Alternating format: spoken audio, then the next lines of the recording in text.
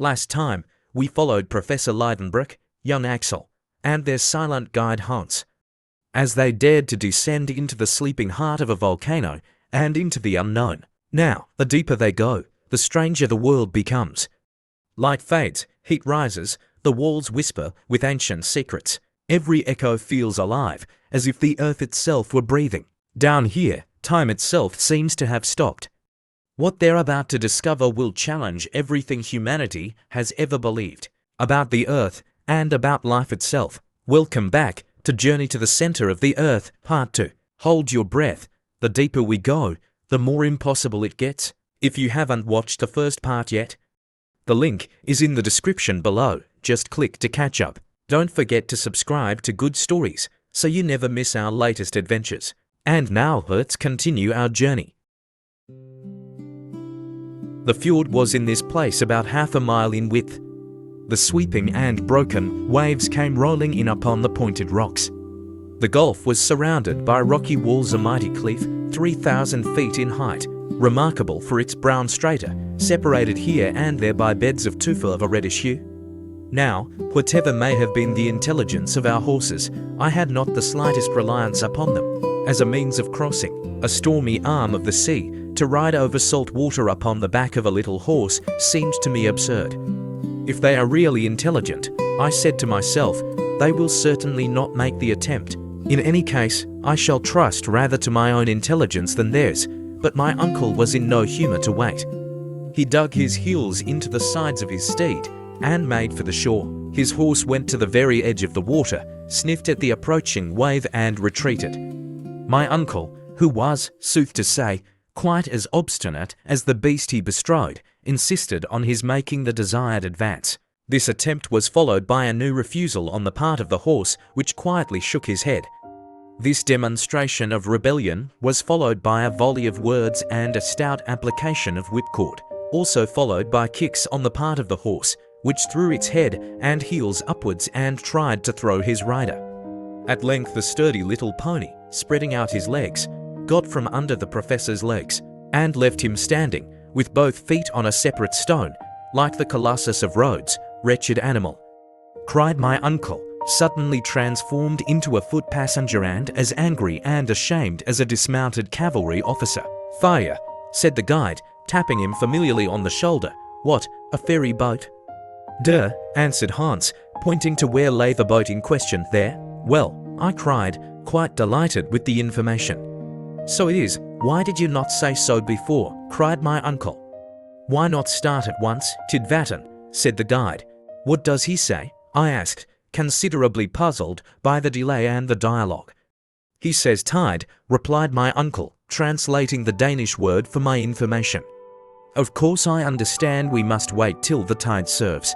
For Beda? Asked my uncle. Yeah, replied Hans. My uncle frowned, stamped his feet and then followed the horses to where the boat lay.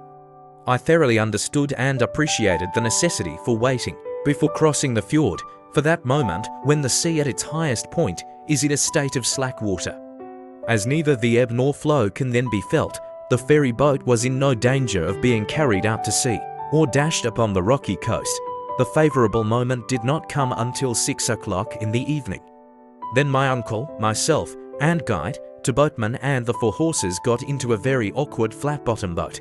Accustomed as I had been to the steam ferry boats of the Elbe, I found the long oars of the boatman but sorry means of locomotion.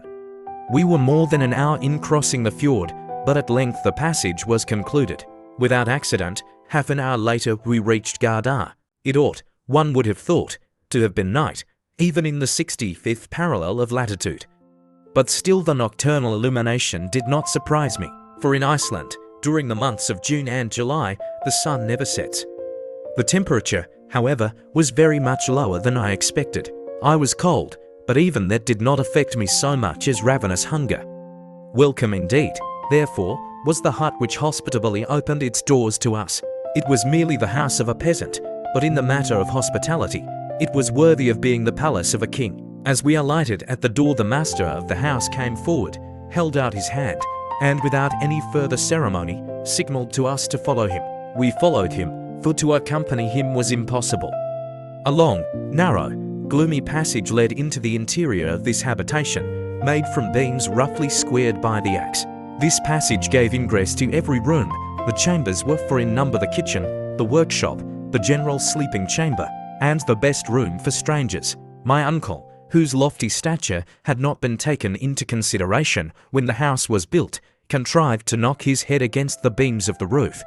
We were introduced into our chamber, a kind of large room with a hard earthen floor, and lighted by a window made of parchment from the intestines of sheep. The bedding was composed of dry hay thrown into two long red wooden boxes, ornamented with sentences painted in Icelandic. I really had no idea that we should be made so comfortable. There was one objection to the house: the powerful odor of dried fish, macerated meat, and sour milk. These three fragrances combined did not at all suit my olfactory nerves. As soon as we had freed ourselves from our heavy traveling costume, the host called to us. He invited us into the kitchen, the only room in which the Icelanders ever make any fire, no matter how cold it may be. My uncle hastened to obey. The kitchen chimney was made on an antique model. A large stone in the middle of the room served as a fireplace. Above, in the roof, was a hole for smoke to pass. This apartment was kitchen, parlor, and dining room all in one. On our entrance, the worthy host advanced ceremoniously and uttered a word meaning "be happy." He then kissed both of us on the cheek. His wife followed, pronounced the same word, then both placed their right hands upon their hearts and bowed profoundly. This excellent Icelandic woman was the mother of 19 children, who rolled, crawled, and walked about in the midst of volumes of smoke from the fireplace. Every now and then I could see a fresh white head and a slightly melancholy expression peering at me through the vapor. Both my uncle and myself were very friendly with the whole party, and before we were aware, several little ones were on our shoulders and clinging to our legs. Those who could speak kept crying out "Selvertu" in every possible and impossible key, while those who could not only made all the more noise. This concert was interrupted by the announcement of supper. At that moment our guide, the eider duck hunter, came in after tending to the horses. He had let them loose to browse on the stunted green of the Icelandic prairies. There was little for them to eat but moss and dry, innutritious grass. Next day they were ready before the door, some time before we were. "Welcome," said Hans. Then tranquilly, he embraced the host and hostess and their children. This ceremony concluded to the satisfaction of all. We all sat down to table, 24 of us, somewhat crowded. Those best off had only 2 children on their knees. As soon, however, as the inevitable soup was placed on the table, the natural taciturnity, common even to Icelandic babies, prevailed over all else. Our host filled our plates with lichen soup of Iceland moss, of by no means disagreeable flavor, an enormous lump of fish floating in sour butter. After that there came skyer, a kind of curds and whey, served with biscuits and juniper berry juice. To drink, we had blander, skinned milk with water. I was hungry, so hungry, that by way of dessert I finished up with a basin of thick autumn porridge. As soon as the meal was over, the children disappeared. The grown people sat around the fireplace, on which was placed turf, heather, cow dung and dried fish bones. When all were warm enough, a general dispersion took place. All retired to their respective couches. Our hostess offered to pull off our stockings and trousers, as was the custom, but we graciously declined. She left us to our bed of dry fodder. Next day, at 5 in the morning, we took our leave of these hospitable peasants. My uncle had great difficulty in making them accept proper remuneration. Hans then gave the signal to start. We had scarcely gone 100 yards from Gardar when the character of the country changed. The soil became marshy and less favorable to progress. To the right, the range of mountains stretched indefinitely like natural fortifications.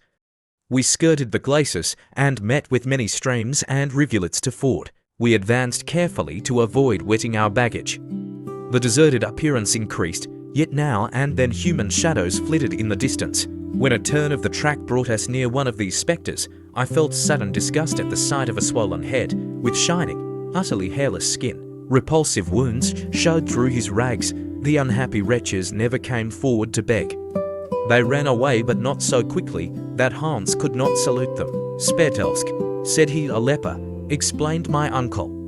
The very sound of the word caused a feeling of repulsion. The horrible affliction known as leprosy, which has almost vanished before modern science, is common in Iceland.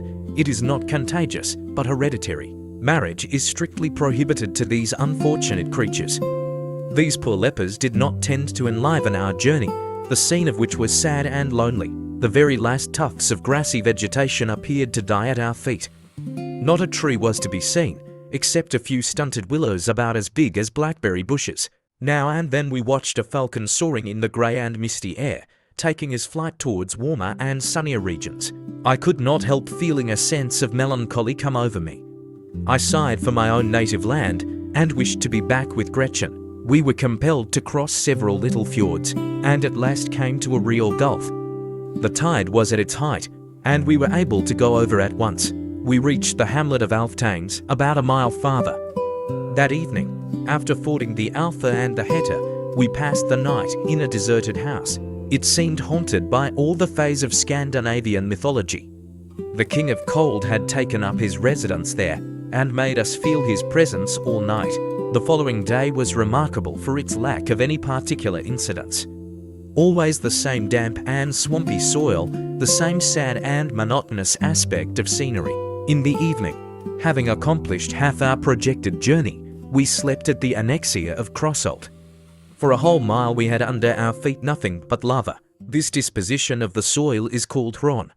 The crumbled lava on the surface was like ship cables stretched out horizontally or coiled up in heaps. An immense field of lava came from the neighboring mountains, all extinct volcanoes, whose remains showed what once they had been. Here and there could be seen the steam from hot water springs.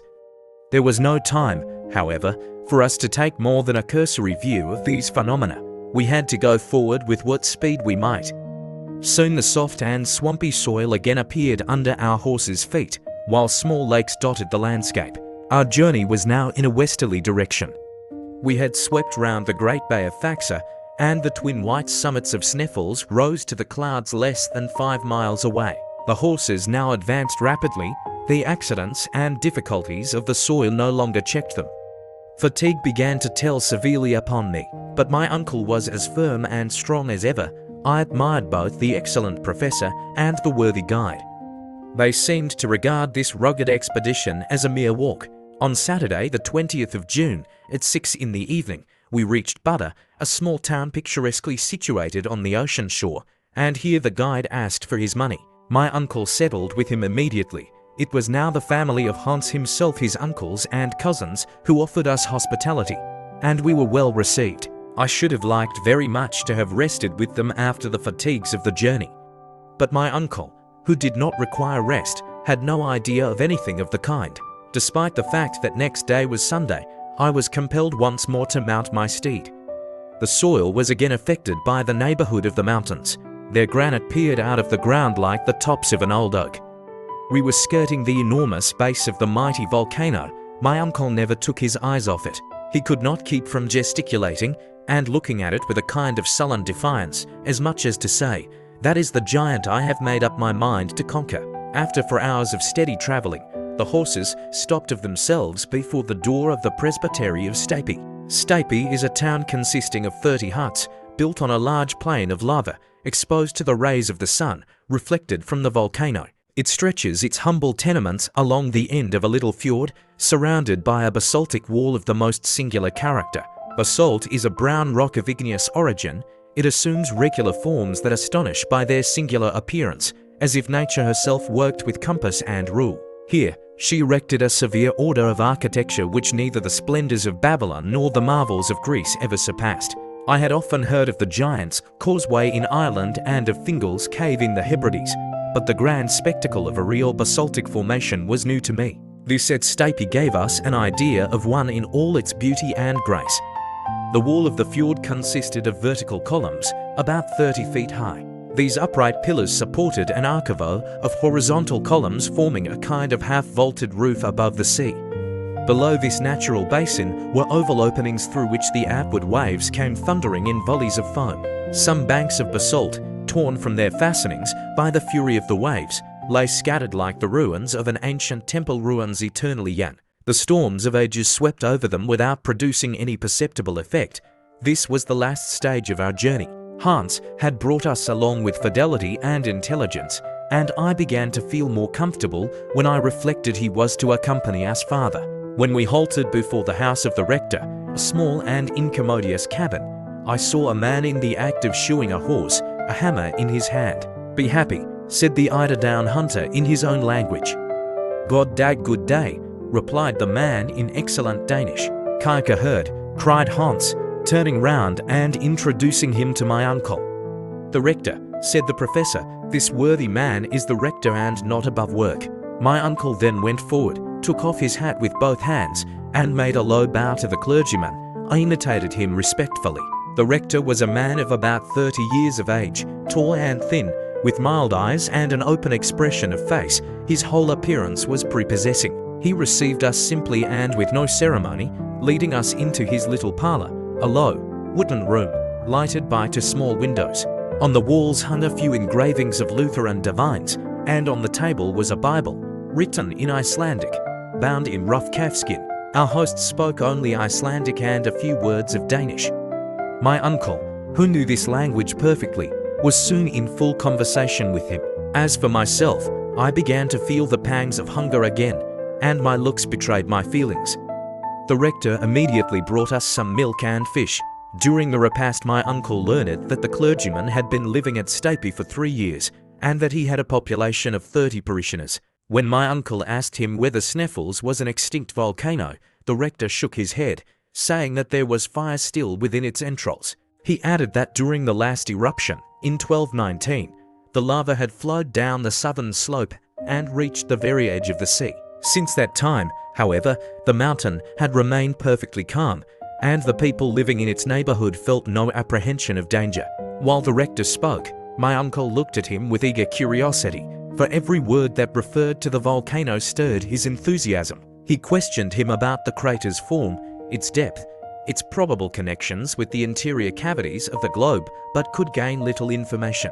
The rector, seeing our evident interest, offered to guide us himself the next day as far as the foot of Sneffels. My uncle accepted the proposal with delight. The evening passed pleasantly. My uncle and the clergyman conversed in Danish on scientific matters, while I sat near the window watching the quiet fjord. The sun, though near the horizon, still shone upon the basaltic cliffs, and the waves, touched by its slanting light, broke in silver foam upon the shore. When night came, if that pale twilight could be called night, we were shown to a small room containing two beds of turf covered with blankets. Fatigue soon overcame my excitement, and I fell asleep almost immediately. My last thought was of Sneffels, whose dark outline loomed against the sky. The next morning, bright and cold, found us ready for our ascent. The rector joined us after his early prayers, carrying a stout staff and a pouch of provisions. Hans followed with the horses. We crossed the little plain and soon began climbing the lower slopes of Sneffels. The air was sharp but invigorating. As we ascended, the soil grew rougher. Mosses disappeared, black volcanic stones replaced them. Streams of old lava, hardened by centuries, lay all around us.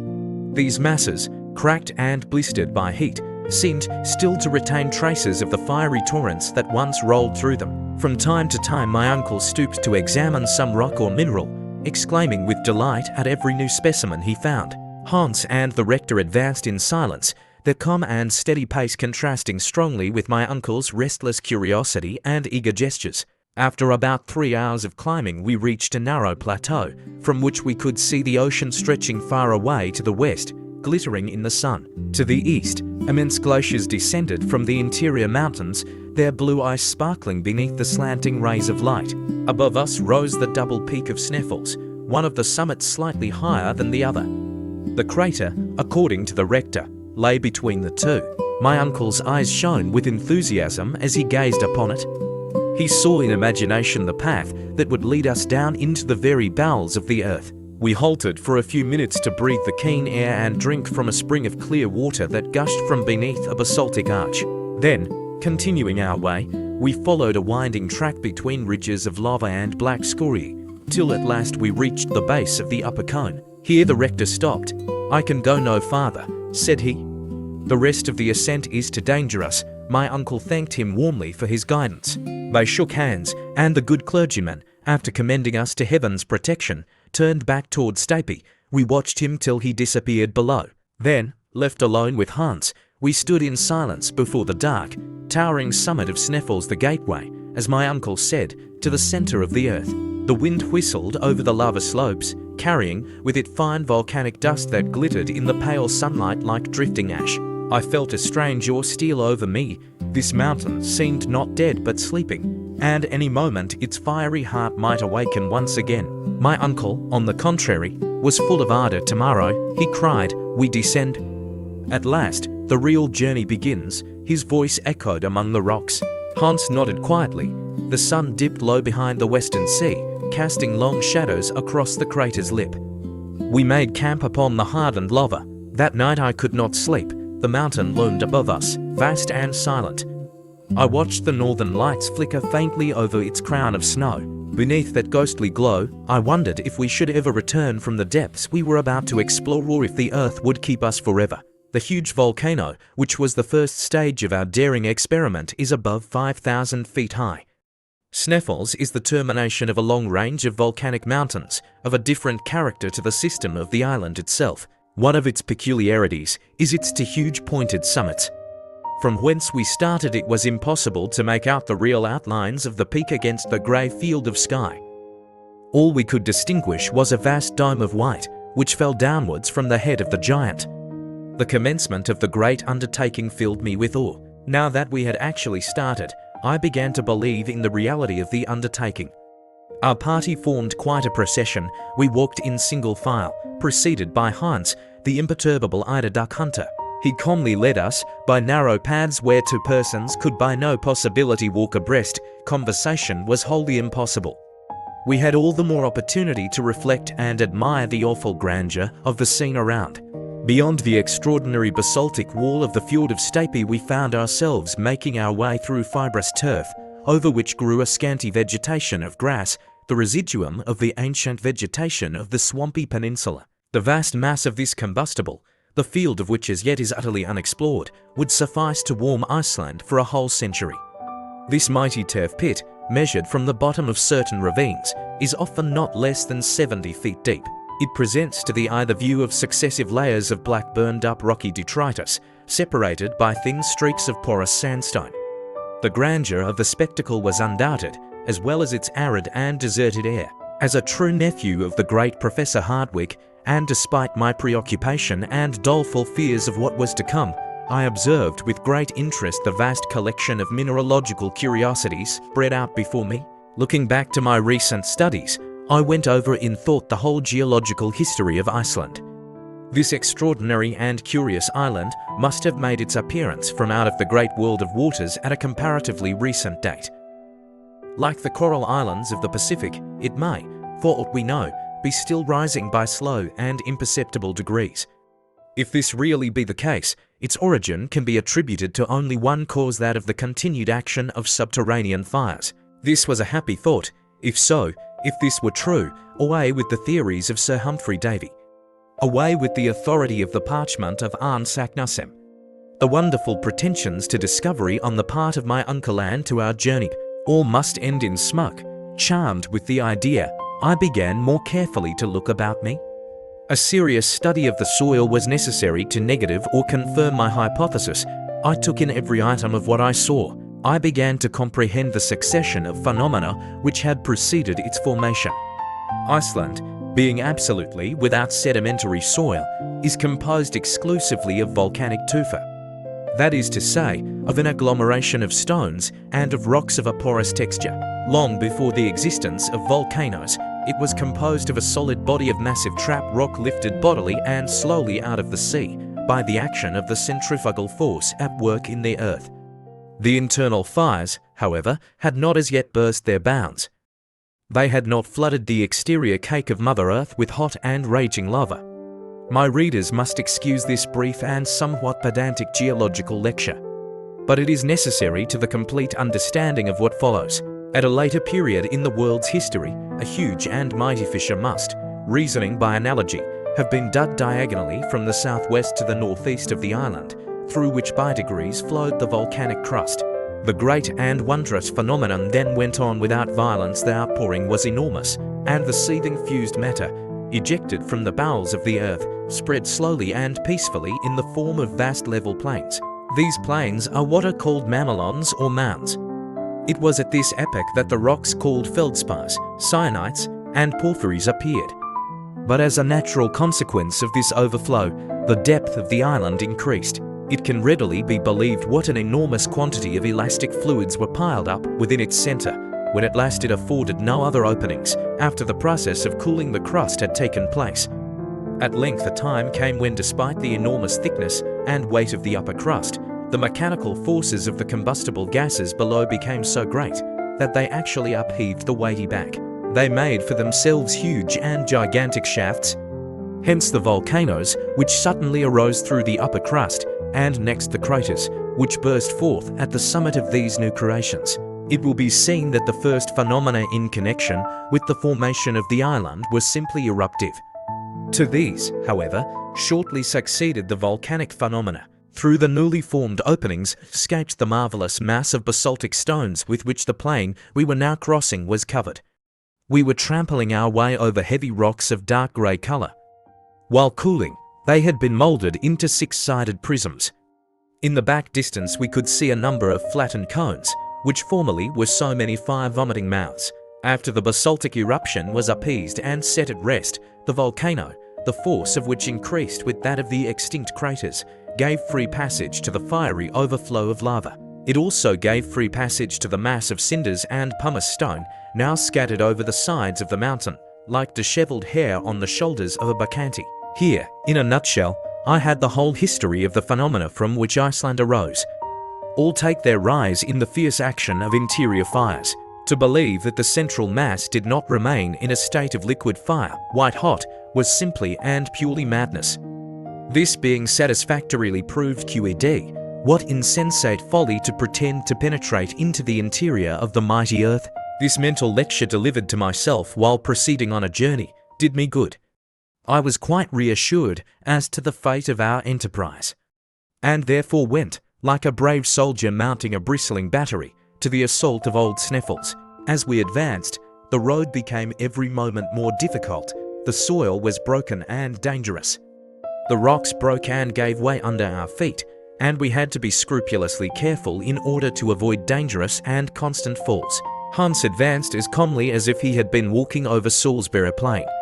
Sometimes he would disappear behind huge blocks of stone, and we momentarily lost sight of him. There was a little period of anxiety, and then there was a shrill whistle, just to tell us where to look for him.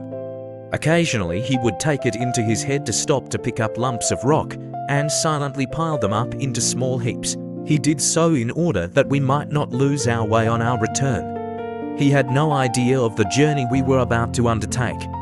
At all events, the precaution was a good one, though how utterly useless and unnecessary. But I must not anticipate. 3 hours of terrible fatigue, walking incessantly, had only brought us to the foot of the great mountain. This will give some notion of what we had still to undergo. Suddenly, however, Hans cried a halt, that is, he made signs to that effect. A summary kind of breakfast was laid out on the lava before us. My uncle, who now was simply Professor Hardwigg, was so eager to advance that he bolted his food like a greedy clown. This halt for refreshment was also a halt for repose. The professor was therefore compelled to wait the good pleasure of his imperturbable guide, who did not give the signal for departure for a good hour. The 3 Icelanders, who were as taciturn as their comrade, did not say a word, but went on eating and drinking very quietly and soberly. From this, our first real stage, we began to ascend the slopes of the Sneffels volcano. Its magnificent snowy nightcap, as we began to call it, by an optical delusion very common in mountains, appeared to me to be close at hand. And yet how many long weary hours must elapse before we reached its summit? What unheard of fatigue must we endure? The stones on the mountain side, held together by no cement of soil, bound together by no roots or creeping herbs, gave way continually under our feet, and went rushing below into the plains. They went like a series of small avalanches. In certain places the sides of this stupendous mountain were at an angle so steep that it was impossible to climb upwards, and we were compelled to get round these obstacles as best we might. Those who understand alpine climbing will comprehend our difficulties. Often we were obliged to help each other along by means of our climbing poles. I must say this for my uncle, that he stuck as close to me as possible. He never lost sight of me, and on many occasions his arms supplied me with firm and solid support. He was strong, wiry, and apparently insensible to fatigue. Another great advantage with him was that he had the innate sentiment of equilibrium, for he never slipped or failed in his steps. The Icelanders, though heavily loaded, climbed with the agility of mountaineers.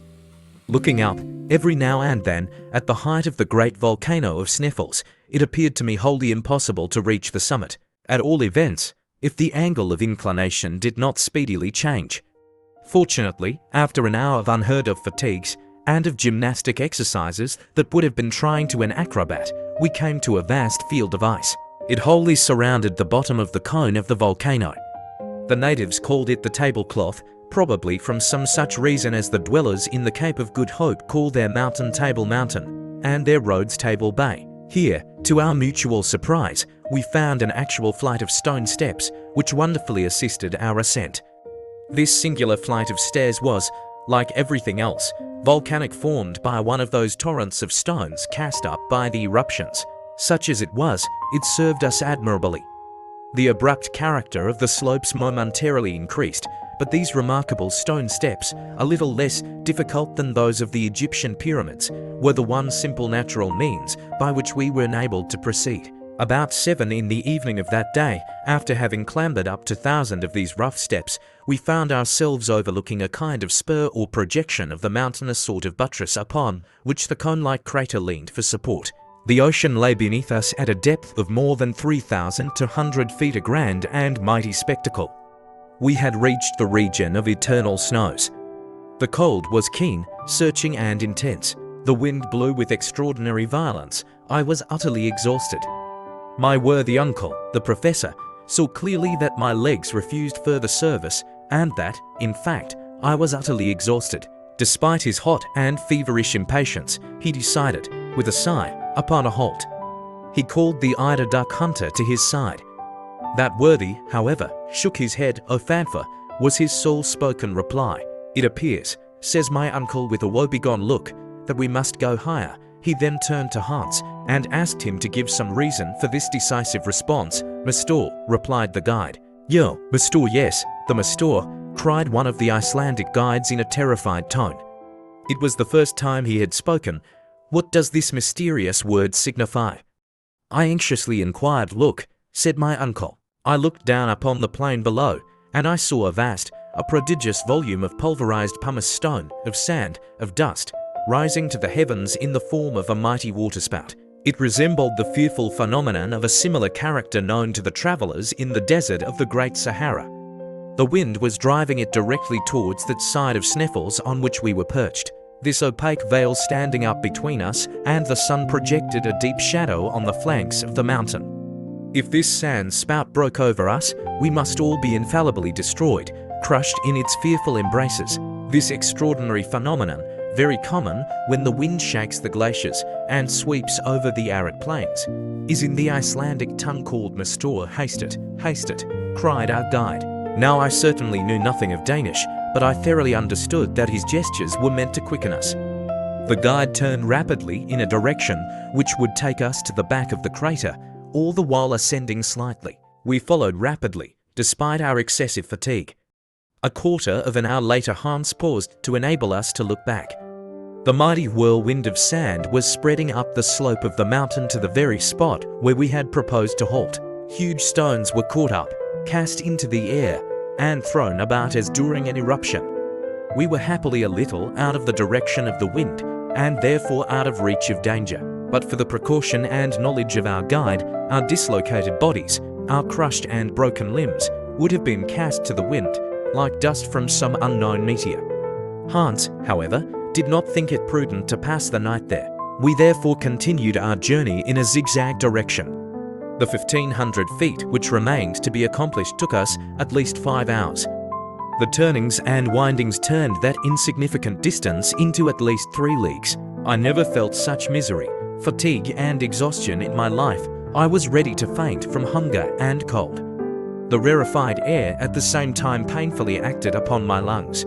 At last, when I thought myself at my last gasp, about 11 at night, it being in that region quite dark, we reached the summit of Mount Sneffels. It was in an awful mood of mind that despite my fatigue, I paused to behold the sun rise. The sun rose at midnight on the very day of its lowest declension, and I enjoyed the spectacle of its ghastly pale rays cast upon the isle which lay sleeping at our feet. Our supper was eaten with ease and rapidity, after which everybody did the best he could for himself within the hollow of the crater.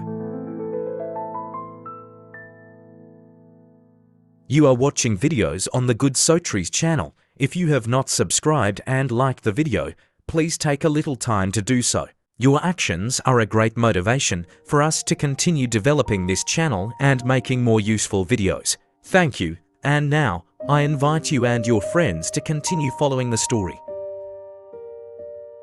The bed was hard, the shelter unsatisfactory, the situation painful lying in the open air, 5,000 feet above the level of the sea. Nevertheless, it has seldom happened to me to sleep so well as I did on that particular night. I did not even dream. So much for the effects of what my uncle called wholesome fatigue. Next day, when we awoke under the rays of a bright and glorious sun, we were nearly frozen by the keen air. I left my granite couch and made one of the party to enjoy a view of the magnificent spectacle which developed itself, panorama-like, at our feet. I stood upon the lofty summit of Mount Sneffels' southern peak. Thence I was able to obtain a view of the greater part of the island. The optical delusion, common to all lofty heights, raised the shores of the island, while the central portions appeared depressed. It was by no means too great a flight of fancy to believe that a giant picture was stretched out before me. I could see the deep valleys that crossed each other in every direction.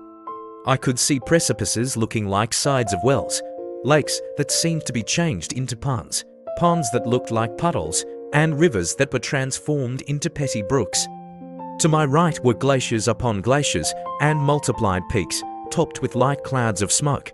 The undulation of these infinite numbers of mountains, whose snowy summits make them look as if covered by foam, recalled to my remembrance the surface of a storm-beaten ocean. If I looked towards the west, the ocean lay before me in all its majestic grandeur, a continuation, as it were, of these fleecy hilltops. Where the earth ended and the sea began, it was impossible for the eye to distinguish. I soon felt that strange and mysterious sensation which is awakened in the mind when looking down from lofty hilltops. Now I was able to do so without any feeling of nervousness, having fortunately hardened myself to that kind of sublime contemplation. I wholly forgot who I was and where I was.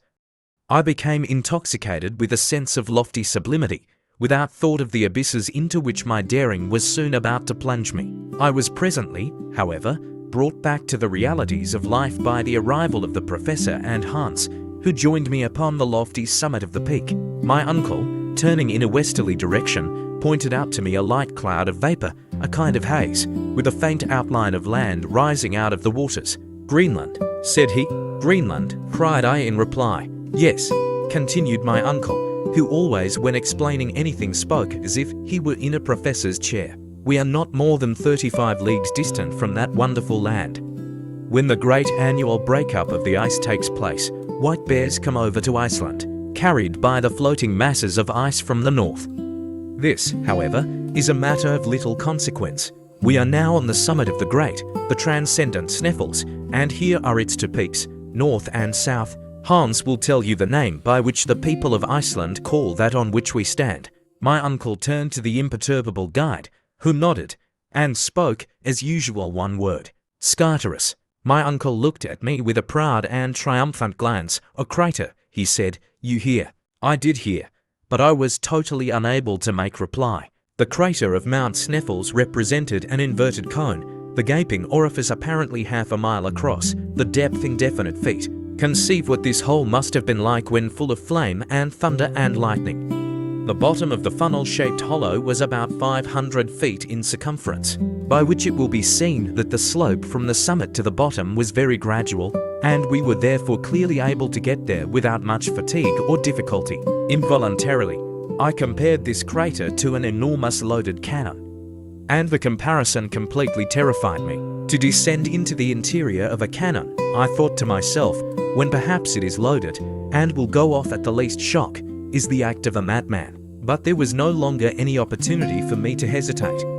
Hans, with a perfectly calm and indifferent air, took his usual post at the head of the adventurous little band. I followed without uttering a syllable. I felt like the lamb led to the slaughter. In order to render the descent less difficult, Hans took his way down the interior of the cone in rather a zigzag fashion, making long tracks to the eastward and west. It was necessary to walk through the midst of eruptive rocks, some of which, shaken in their balance, went rolling down with thundering clamor to the bottom of the abyss.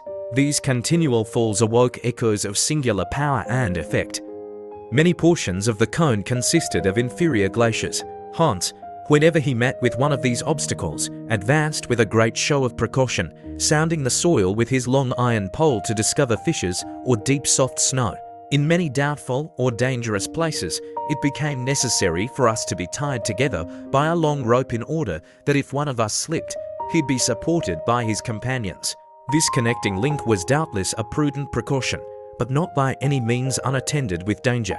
Nevertheless, and despite all the manifold difficulties of the descent along slopes with which our guide was wholly unacquainted, we made considerable progress without accident. One of our great parcels of rope slipped from one of the Iceland porters and rushed by a short cut to the bottom of the abyss. By midday, we were at the end of our journey. I looked upwards and saw only the upper orifice of the cone, which served as a circular frame to a very small portion of the sky, a portion which seemed to me singularly beautiful. Should I ever again gaze on that lovely sunlit sky?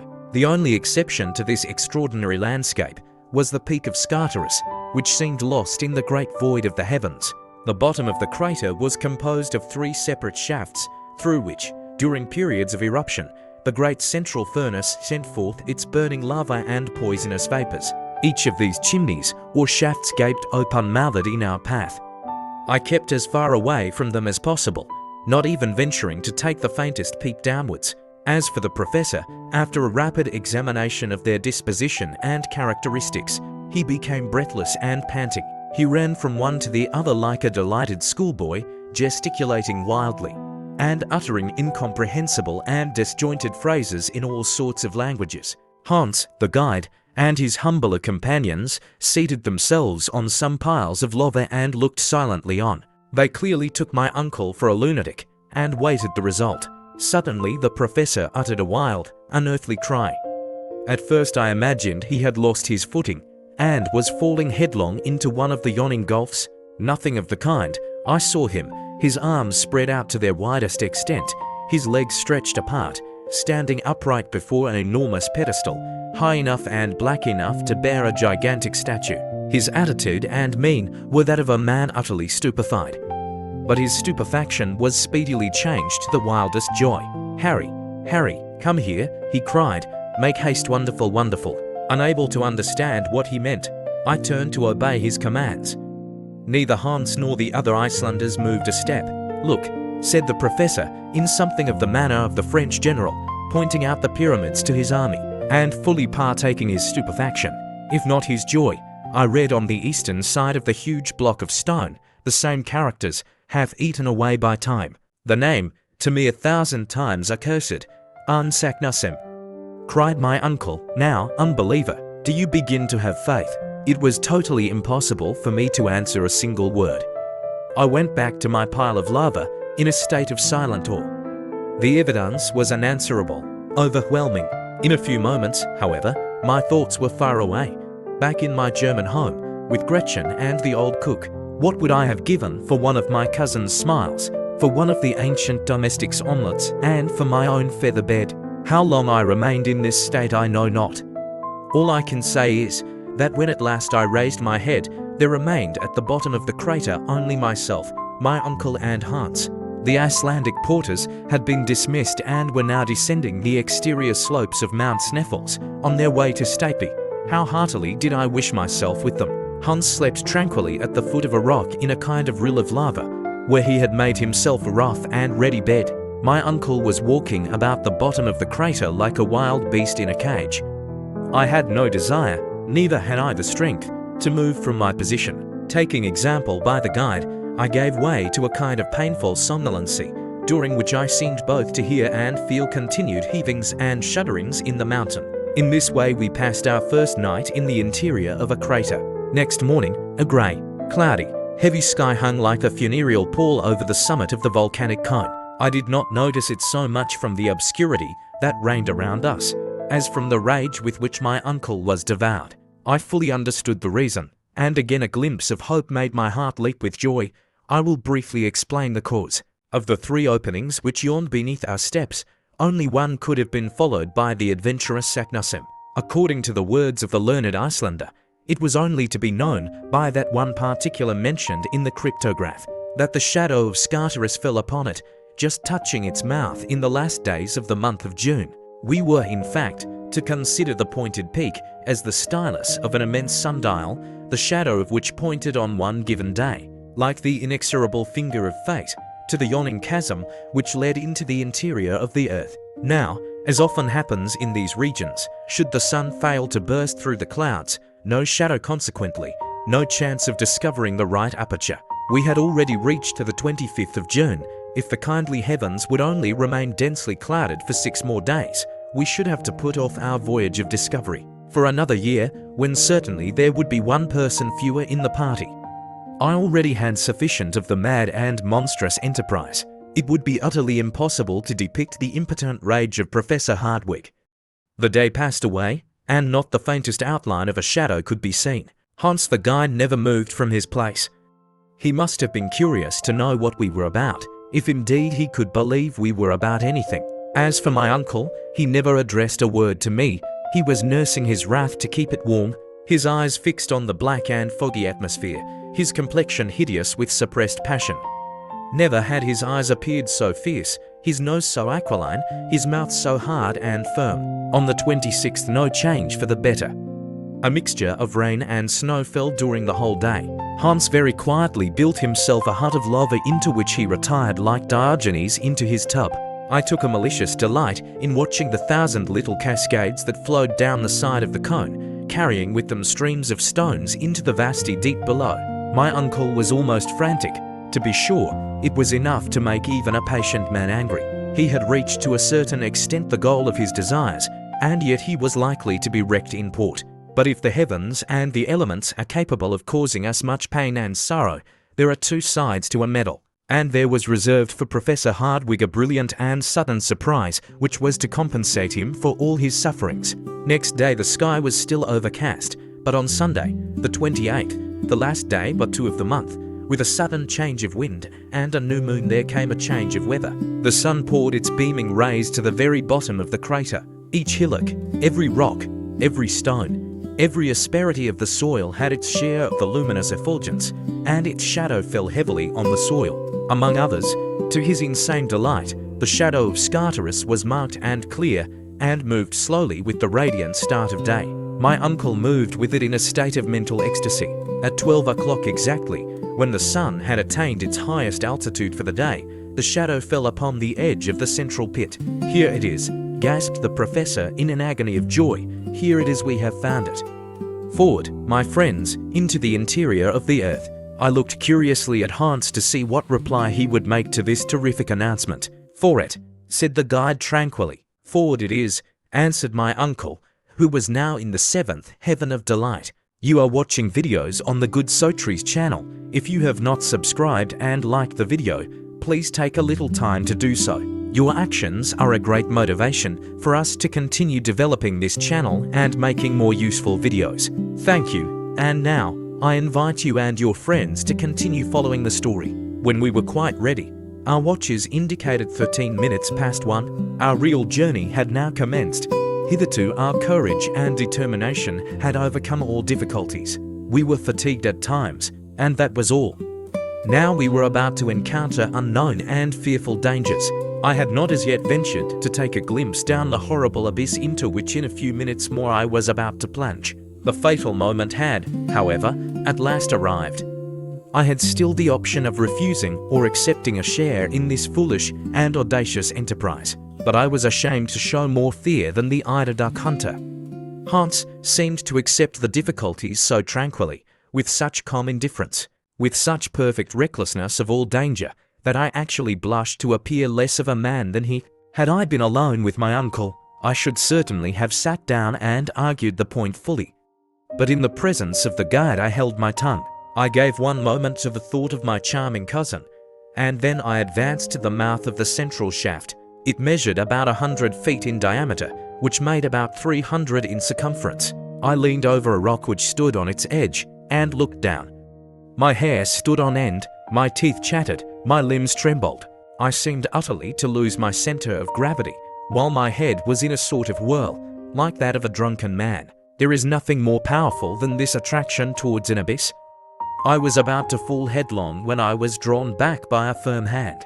It was that of Hans. I had not taken lessons enough at the Frelsers Kirk of Copenhagen in the art of looking down from lofty eminences without blinking. However, few as the minutes were during which I gazed down this tremendous and wondrous shaft, I had a sufficient glimpse of it. Its sides, which were almost as perpendicular as those of a well, presented numerous projections which doubtless would assist our descent. It was a sort of wild and savage staircase, without banister or fence. A rope fastened above, near the surface, would certainly support our weight and enable us to reach the bottom. But how, when we had arrived at its utmost depth, were we to loosen it above? This was, I thought, a question of some importance. My uncle, however, was one of those men who are nearly always prepared with expedients. He hit upon a very simple method of obviating this difficulty. He unrolled a cord about as thick as my thumb, and at least 100 feet in length.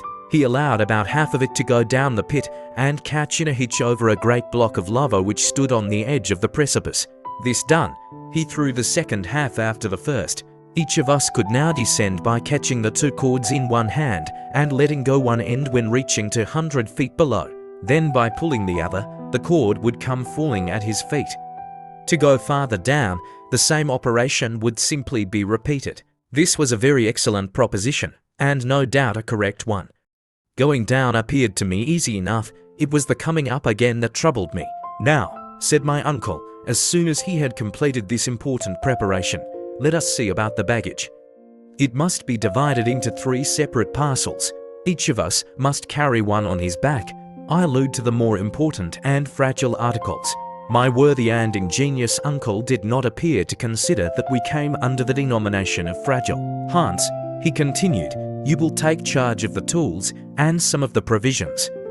You, Harry, must take possession of another third of the provisions and of the arms. I will load myself with the rest of the eatables and with the more delicate instruments." "But," I exclaimed, "our clothes, this mass of cord and ladders, who will undertake to carry them down?" "They will go down of themselves." "And how so?" I asked. "You shall see," replied my uncle, who was never fond of half measures nor hesitation of any kind. Giving his orders to Hans, he had the whole of the non-fragile articles made up into one bundle. The packet was firmly and solidly fastened. Then it was simply pitched over the edge of the gulf. I heard the moaning of the suddenly displaced air and the noise of falling stones. My uncle, leaning over the abyss, followed the descent of his luggage with a perfectly self-satisfied air. He did not rise until it had completely disappeared from sight. "Now then," he cried, "it is our turn." I put it in good faith to any man of common sense was it possible to hear this energetic cry without a shudder. The professor fastened his case of instruments on his back. Hans took charge of the tools, I of the arms. The descent then commenced in the following order.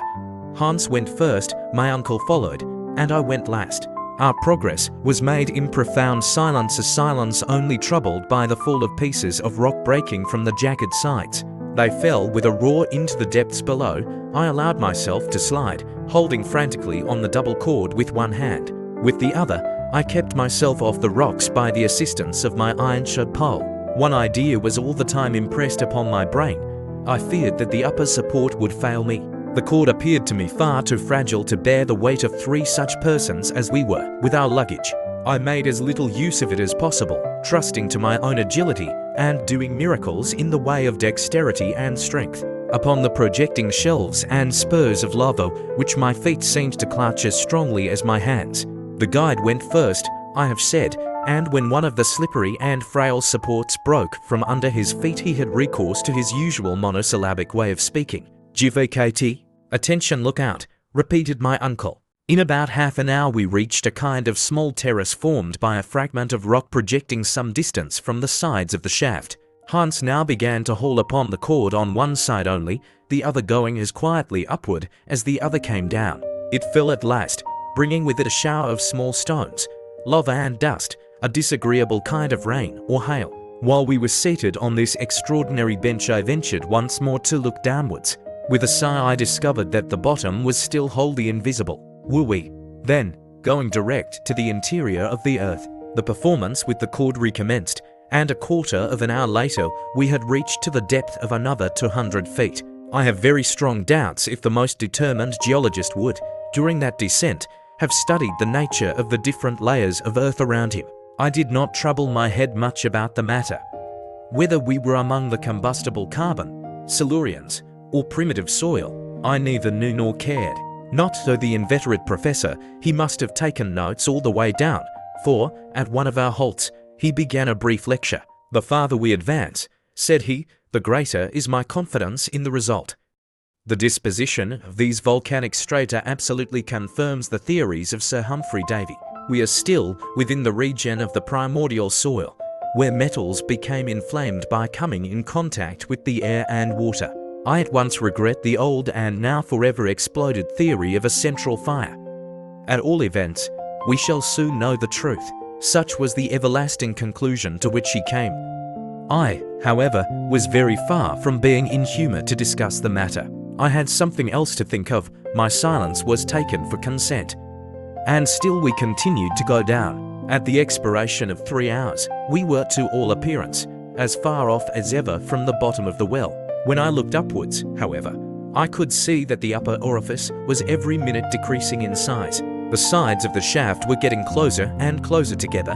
We were approaching the regions of eternal night, and still we continued to descend. At length, I noticed that when pieces of stone were detached from the sides of this stupendous precipice, they were swallowed up with less noise than before. The final sound was sooner heard. We were approaching the bottom of the abyss. As I had been very careful to keep account of all the changes of cord which took place, I was able to tell exactly what was the depth we had reached. We had shifted the rope 28 times, each operation taking a quarter of an hour, which in all made 7 hours. To this had to be added 28 pauses, in all 10 hours and a half. We started at 1. It was now about 11 o'clock at night. It does not require great knowledge of arithmetic to know that 28 times 200 feet makes 5,600 feet in all. While I was making this mental calculation, a voice broke the silence. It was the voice of Hans. "Halt!" he cried. I checked myself very suddenly, just at the moment when I was about to kick my uncle on the head. "We have reached the end of our journey," said the worthy professor in a satisfied tone. "What? The interior of the earth?" said I, slipping down to his side. "No, you stupid fellow, but we have reached the bottom of the well, and I suppose there is no farther progress to be made," I hopefully exclaimed. "Oh, yes, I can dimly see a sort of tunnel, which turns off obliquely to the right. We must see about that tomorrow. Let us sup now, and seek slumber as best we may," he said. I was fairly launched on a desperate course, and all I had to do was to go forward hopefully and trustingly. It was not even now quite dark, the light filtering down in a most extraordinary manner. We opened the provision bag, ate a frugal supper, and each did his best to find a bed amid the pile of stones and lava. We lay upon dirt and ancient debris which had accumulated for ages at the bottom of the shaft. I happened to grope out the pile of ropes, ladders, and clothes which we had thrown down, and upon them I stretched myself. After such a day's labour, my rough bed seemed as soft as down. For a while I lay in a sort of pleasant trance. Presently, after lying quietly for some minutes, I opened my eyes and looked upwards. As I did so I made out a brilliant little dot at the extremity of this long, gigantic telescope. It was a star without scintillating rays. According to my calculation, it must be Beta in the constellation of the Little Bear. After this little bit of astronomical recreation, I dropped into a sound sleep. At 8 o'clock the next morning, a faint kind of dawn of day awoke us. The 1,001 prisms of the lava collected the light as it passed and brought it to us like a shower of sparks. We were able with ease to see objects around us.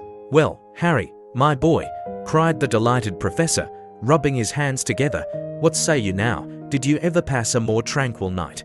In our house in the Königstrasse, no deafening sounds of cartwheels, no cries of hawkers, no bad language from boatman or waterman. Well, uncle, we are quite at the bottom of this well, but to me there is something terrible in this calm. Why? Said the professor hotly. One would say you were already beginning to be afraid. How will you get on presently? Do you know that as yet, we have not penetrated 1 inch into the bowels of the earth? What can you mean, sir? Was my bewildered and astonished reply. I mean to say that we have only just reached the soil of the island itself. This long vertical tube ceases here about on a level with the sea. Are you sure, sir? Quite sure. Consult the barometer. It was quite true that the mercury, after rising gradually in the instrument, had stopped precisely at 29 degrees. You perceive, said the professor, we have as yet only to endure the pressure of air. I am curious to replace the barometer by the manometer. The barometer, in fact, was about to become useless as soon as the weight of the air was greater than that above the level of the ocean. But, said I, is it not very much to be feared that this ever-increasing pressure may not in the end turn out very painful? No, said he, we shall descend very slowly, and our lungs will be gradually accustomed to breathe compressed air. It is well known that aeronauts have gone so high as to be nearly without air at all. Why, then, should we not accustom ourselves to breathe when we have too much of it? For myself, I am certain I shall prefer it. Let us not lose a moment. Where is the packet which preceded us in our descent? I smilingly pointed it out to my uncle. Hans had not seen it, and believed it caught somewhere above us, up as he phrased it. Now, said my uncle, let us breakfast, and break fast like people who have a long day's work before them. Biscuit and dried meat, washed down by some mouthfuls of water flavoured with schiedam, was the material of our luxurious meal. As soon as it was finished, my uncle took from his pocket a notebook destined to be filled by memoranda of our travels. He had already placed his instruments in order, and this is what he wrote. -1, June 29th, chronometer, 8 hours 17 meters morning, barometer, 29.6 inches. Thermometer, 6 degrees 43 degrees far. Direction, see this last observation referred to the obscure gallery, and was indicated to us by the compass. Now, Harry, cried the professor, in an enthusiastic tone of voice, we are truly about to take our first step into the interior of the earth, never before visited by man since the first creation of the world. You may consider, therefore, that at this precise moment our travels really commence. As my uncle made this remark, he took in one hand the Ruhmkorff coil apparatus, which hung round his neck, and with the other he put the electric current into communication with the worm of the lantern, and a bright light at once illumined that dark and gloomy tunnel. The effect was magical. Hans, who carried the second apparatus, had it also put into operation. This ingenious application of electricity to practical purposes enabled us to move along by the light of an artificial day, amid even the flow of the most inflammable and combustible gases. Forward, cried my uncle. Each took up his burden. Hans went first, my uncle followed, and I going third. We entered the sombre gallery. Just as we were about to engulf ourselves in this dismal passage, I lifted up my head, and through the tuber-like shaft saw that Iceland's sky I was never to see again. Was it the last I should ever see of any sky? The stream of lava flowing from the bowels of the earth in 1219 had forced itself a passage through the tunnel. It lined the whole of the inside with its thick and brilliant coating.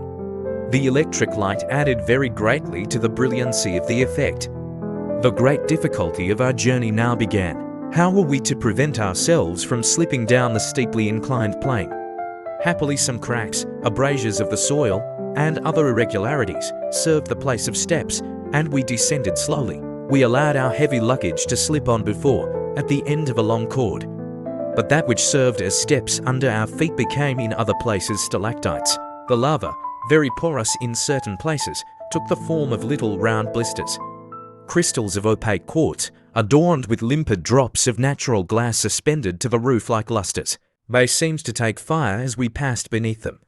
One would have fancied that the genii of romance were illuminating their underground palaces to receive the sons of men. Magnificent, glorious, I cried in a moment of involuntary enthusiasm. What a spectacle, uncle! Do you not admire these variegated shades of lava, which run through a whole series of colours, from reddish brown to pale yellow by the most insensible degrees? And these crystals, they appear like luminous globes. You are beginning to see the charms of travel, Master Harry, cried my uncle. Wait a bit, until we advance farther. What we have as yet discovered is nothing onwards, my boy, onwards. It would have been a far more correct and appropriate expression had he said, let us slide, for we were going down an inclined plane with perfect ease. The compass indicated that we were moving in a southeasterly direction. The flow of lava had never turned to the right or the left.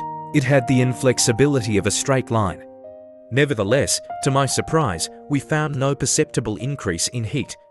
This proved the theories of Humphrey Davy to be founded on truth. More than once I found myself examining the thermometer in silent astonishment. 2 hours after our departure it only marked 54 degrees Fahrenheit. I had every reason to believe from this that our descent was far more horizontal than vertical. As for discovering the exact depth to which we had attained, nothing could be easier. The professor, as he advanced, measured the angles of deviation and inclination. But he kept the result of his observations to himself. We were now in a large cavern where air was not wanting. On the contrary, it abounded. What could be the cause of this? To what atmospheric agitation could be ascribed this draught? But this was a question which I did not care to discuss just then. Fatigue and hunger made me incapable of reasoning. An unceasing march of 7 hours had not been kept up without great exhaustion. I was really and truly worn out, and delighted enough I was to hear the word halt. Hans laid out some provisions on a lump of lava, and we each supped with keen relish. One thing, however, caused us great uneasiness. Our water reserve was already half exhausted.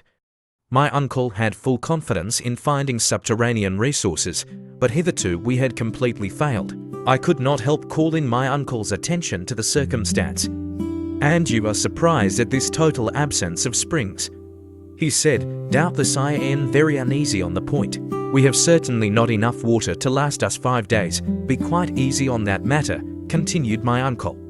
I answered, for it we shall find plenty of water, in fact, far more than we shall want. But when we once get through this crust of lava, how can you expect springs to force their way through these solid stone walls?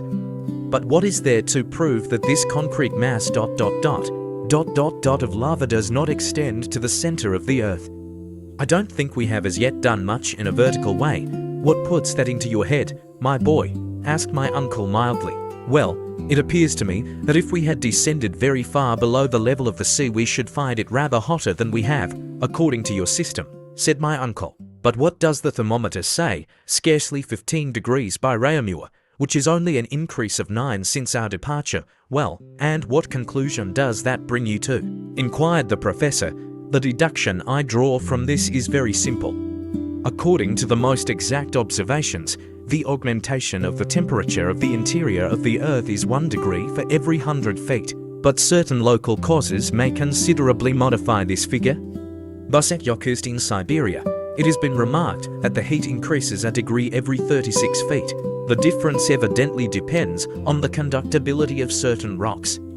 In the neighborhood of an extinct volcano, it has been remarked that the elevation of temperature was only 1 degree in every 25 feet. Let us, then, go upon this calculation, which is the most favorable, and calculate away. My boy, nothing easier, said I, pulling out my notebook and pencil. 9 times 125 feet make a depth of 1125 feet. Archimedes could not have spoken more geometrically. Well, according to my observations, we are at least 10,000 feet below the level of the sea. Can it be possible? Either my calculation is correct, or there is no truth in figures. The calculations of the professor were perfectly correct.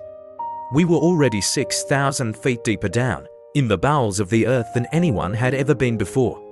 The lowest known depth to which man had hitherto penetrated was in the mines of Kitzbühel in the Tyrol and those of Württemberg. The temperature, which should have been 81, was in this place only 15. This was a matter for serious consideration. The next day was Tuesday, the 30th of June, and at 6 o'clock in the morning we resumed our journey. We still continued to follow the gallery of lava, a perfect natural pathway, as easy of descent as some of those inclined planes which, in very old German houses, serve the purpose of staircases. This went on until 12 minutes past 12, the precise instant at which we rejoined Hans, who, having been somewhat in advance, had suddenly stopped. "At last," cried my uncle, "we have reached the end of the shaft." I looked wonderingly about me. We were in the center of 4 cross-paths, somber and narrow tunnels. The question now arose as to which it was wise to take, and this of itself was no small difficulty. My uncle, who did not wish to appear to have any hesitation about the matter before myself or the guide, at once made up his mind. He pointed quietly to the eastern tunnel, and, without delay, we entered within its gloomy recesses. Besides, had he entertained any feeling of hesitation, it might have been prolonged indefinitely, for there was no indication by which to determine on a choice. It was absolutely necessary to trust to chance and good fortune. The descent of this obscure and narrow gallery was very gradual and winding. Sometimes we gazed through a succession of arches, its course very like the aisles of a Gothic cathedral. The great artistic sculptors and builders of the Middle Ages might have here completed their studies with advantage. Many most beautiful and suggestive ideas of architectural beauty would have been discovered by them. After passing through this phase of the cavernous way, we suddenly came, about a mile farther on, upon a square system of arch adopted by the early Romans, projecting from the solid rock and keeping up the weight of the roof. Suddenly we would come upon a series of low subterranean tunnels which looked like beaver holes, or the work of foxes, through whose narrow and winding ways we had literally to crawl. The heat still remained at quite a supportable degree. With an involuntary shudder, I reflected on what the heat must have been when the volcano of Sneffels was pouring its smoke, flames, and streams of boiling lava, all of which must have come up by the road we were now following. I could imagine the torrents of hot seething stone darting on, bubbling up with accompaniments of smoke, steam, and sulphurous stench. Only to think of the consequences, I mused, if the old volcano were once more to set to work. I did not communicate these rather unpleasant reflections to my uncle. He not only would not have understood them, but would have been intensely disgusted. His only idea was to go ahead. He walked, he slid, he clambered over piles of fragments, he rolled down heaps of broken lava, with an earnestness and conviction it was impossible not to admire. At 6 o'clock in the evening, after a very wearisome journey, but one not so fatiguing as before, we had made 6 miles towards the southward. You are watching videos on the GoodStories channel. If you have not subscribed and liked the video, please take a little time to do so. Your actions are a great motivation for us to continue developing this channel and making more useful videos. Thank you, and now, I invite you and your friends to continue following the story, but had not gone more than a mile downwards. My uncle, as usual, gave the signal to halt. We ate our meal in thoughtful silence and then retired to sleep. Our arrangements for the night were very primitive and simple. A traveling rug, in which each rolled himself, was all our bedding. We had no necessity to fear cold or any unpleasant visit. Travelers who bury themselves in the wilds and depths of the African desert, who seek profit and pleasure in the forests of the New World, are compelled to take it in turn to watch during the hours of sleep. But in this region of the earth, absolute solitude and complete security reigned supreme. We had nothing to fear either from savages or from wild beasts. After a night's sweet repose, we awoke fresh and ready for action. There being nothing to detain us, we started on our journey.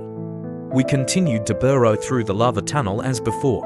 It was impossible to make out through what soil we were making way.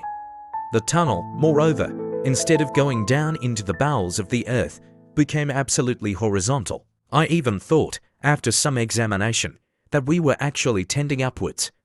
About 10 o'clock in the day, this state of things became so clear that, finding the change very fatiguing, I was obliged to slacken my pace, and finally come to a halt. "Well," said the professor quickly, "what is the matter?" "The fact is, I am dreadfully tired," was my earnest reply. "What?" cried my uncle, "tired after a 3 hours' walk, and by so easy a road?"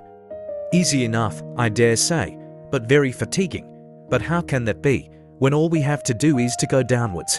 "I beg your pardon, sir, for some time I have noticed that we are going upwards." "Upwards?" cried my uncle, shrugging his shoulders. "How can that be?" "There can be no doubt about it. For the last half hour the slopes have been upward, and if we go on in this way much longer we shall find ourselves back in Iceland." My uncle shook his head with the air of a man who does not want to be convinced. I tried to continue the conversation. He would not answer me, but once more gave the signal for departure. His silence, I thought, was only caused by concentrated ill temper. However this might be, I once more took up my load and boldly and resolutely followed Hans, who was now in advance of my uncle. I did not like to be beaten or even distanced. I was naturally anxious not to lose sight of my companions. The very idea of being left behind, lost in that terrible labyrinth, made me shiver as with the ague. Besides, if the ascending path was more arduous and painful to clamber, I had one source of secret consolation and delight. It was to all appearance taking us back to the surface of the earth. That of itself was hopeful. Every step I took confirmed me in my belief, and I began already to build castles in the air in relation to my marriage with my pretty little cousin. About 12 o'clock there was a great and sudden change in the aspect of the rocky sides of the gallery. I first noticed it from the diminution of the rays of light which cast back the reflection of the lamp. From being coated with shining and resplendent lava, it became living rock. The sides were sloping walls, which sometimes became quite vertical. We were now in what the geological professors call a state of transition in the period of Silurian stones, so called because this specimen of early formation is very common in England. In the counties formerly inhabited by the Celtic nation known as Silures, I can see clearly now, I cried. The sediment from the waters which once covered the whole earth formed during the second period of its existence. These schists and these calcareous rocks. We are turning our backs on the granite rocks and are like people from Hamburg who would go to Lübeck by way of Hanover. I might just as well have kept my observations to myself. My geological enthusiasm got the better, however, of my cooler judgment, and Professor Hardwigg heard my observations. "What is the matter now?" he said, in a tone of great gravity. "Well," cried I, "do you not see these different layers of calcareous rocks and the first indication of slate strata? Well, what then? We have arrived at that period of the world's existence when the first plants and the first animals made their appearance. You think so?" "Yes, look, examine and judge for yourself." I induced the professor with some difficulty to cast the light of his lamp on the sides of the long winding gallery. I expected some exclamation to burst from his lips. I was very much mistaken. The worthy professor never spoke a word. It was impossible to say whether he understood me or not. Perhaps it was possible that in his pride my uncle and a learned professor, he did not like to own that he was wrong in having chosen the eastern tunnel, or was he determined at any price to go to the end of it? It was quite evident we had left the region of lava, and that the road by which we were going could not take us back to the great crater of Mount Sneffels. As we went along I could not help ruminating on the whole question, and asked myself if I did not lay too great a stress on these sudden and peculiar modifications of the Earth's crust. After all, I was very likely to be mistaken, and it was within the range of probability and possibility that we were not making our way through the strata of rocks which I believed I recognized, piled on the lower layer of granitic formation. At all events, if I am right, I thought to myself, I must certainly find some remains of primitive plants, and it will be absolutely necessary to give way to such evidence. Let us have a good search. I accordingly lost no opportunity of searching, and had not gone more than about 100 yards when the evidence I sought for cropped up before my eyes. It was quite natural that I should expect to find these signs, for during the Silurian period the seas contained no fewer than 1,500 different animal and vegetable species. My feet, so long accustomed to the hard and arid lava soil, suddenly found themselves treading on a kind of soft dust, the remains of plants and shells. Upon the walls themselves I could clearly make out the outline, as plain as a sun picture, of the fucus and the lycopods. The worthy and excellent Professor Hardwigg could not of course make any mistake about the matter, but I believe he deliberately closed his eyes and continued on his way with a firm and unalterable step. I began to think that he was carrying his obstinacy a great deal too far. I could no longer act with prudence or composure. I stooped on a sudden and picked up an almost perfect shell, which had undoubtedly belonged to some animal very much resembling some of the present day. Having secured the prize, I followed in the wake of my uncle. "Do you see this?" I said. "Well," said the professor, with the most imperturbable tranquillity, "it is the shell of a crustaceous animal. Of the extinct order of the trilobites, nothing more, I assure you. But, cried I, much troubled at his coolness, do you draw no conclusion from it? Well, if I may ask, what conclusion do you draw? Well, I thought, I know, my boy, what you would say, and you are right, perfectly and incontestably right. We have finally abandoned the crust of lava and the road by which the lava ascended. It is quite possible that I may have been mistaken, but I shall be unable to discover my error until I get to the end of this gallery. You are quite right as far as that is concerned, I replied, and I should highly approve of your decision, if we had not to fear the greatest of all dangers. And what is that? Want of water. Well, my dear Henry, it can't be helped. We must put ourselves on rations. And on he went. In truth, we were compelled to put ourselves upon rations. Our supply would certainly last not more than 3 days. I found this out about supper time. The worst part of the matter was that, in what is called the transition rocks, it was hardly to be expected we should meet with water. I had read of the horrors of thirst, and I knew the peril we faced. Where we were, a brief trial of its sufferings would put an end to our adventures and our lives. But it was utterly useless to discuss the matter with my uncle. He would have answered by some axiom from Plato. During the whole of next day we proceeded on our journey through this interminable gallery, arch after arch, tunnel after tunnel. We journeyed without exchanging a word. We had become as mute and reticent as Hans, our guide. The road had no longer an upward tendency. At all events, if it had, it was not to be made out very clearly. Sometimes there could be no doubt that we were going downwards. But this inclination was scarcely to be distinguished, and was by no means reassuring to the professor, because the character of the strata remained the same. The transition character of the rocks became more and more marked. It was a glorious sight to see how the electric light brought out the sparkles in the walls of the calcareous rocks and the old red sandstone. One might have fancied oneself in one of those deep cuttings in Devonshire, which have given their name to this kind of soil. Some magnificent specimens of marble projected from the sides of the gallery, some of an agate grey with white veins of variegated character, others of a yellow spotted colour with red veins. Farther off might be seen samples of colour in which cherry-tinted seams appeared. They were found in all their brightest shades. The greater number of these marbles were stamped with the marks of primitive animals. Since the previous evening, nature and creation had made considerable progress. Instead of the rudimentary trilobites, I perceived the remains of a more perfect order. Among others, the fish in which the eye of a geologist has been able to discover the first form of the reptile. The Devonian seas were inhabited by a vast number of animals of this species, which were deposited in tens of thousands in the rocks of new formation. It was quite evident to me that we were ascending the scale of animal life of which man forms the summit. My excellent uncle, the professor, appeared not to take notice of these warnings. He was determined at any risk to proceed. He must have been in expectation of one of two things. Either that a vertical well was about to open under his feet, or that some insurmountable obstacle would compel us to stop and go back by the road we had so long travelled.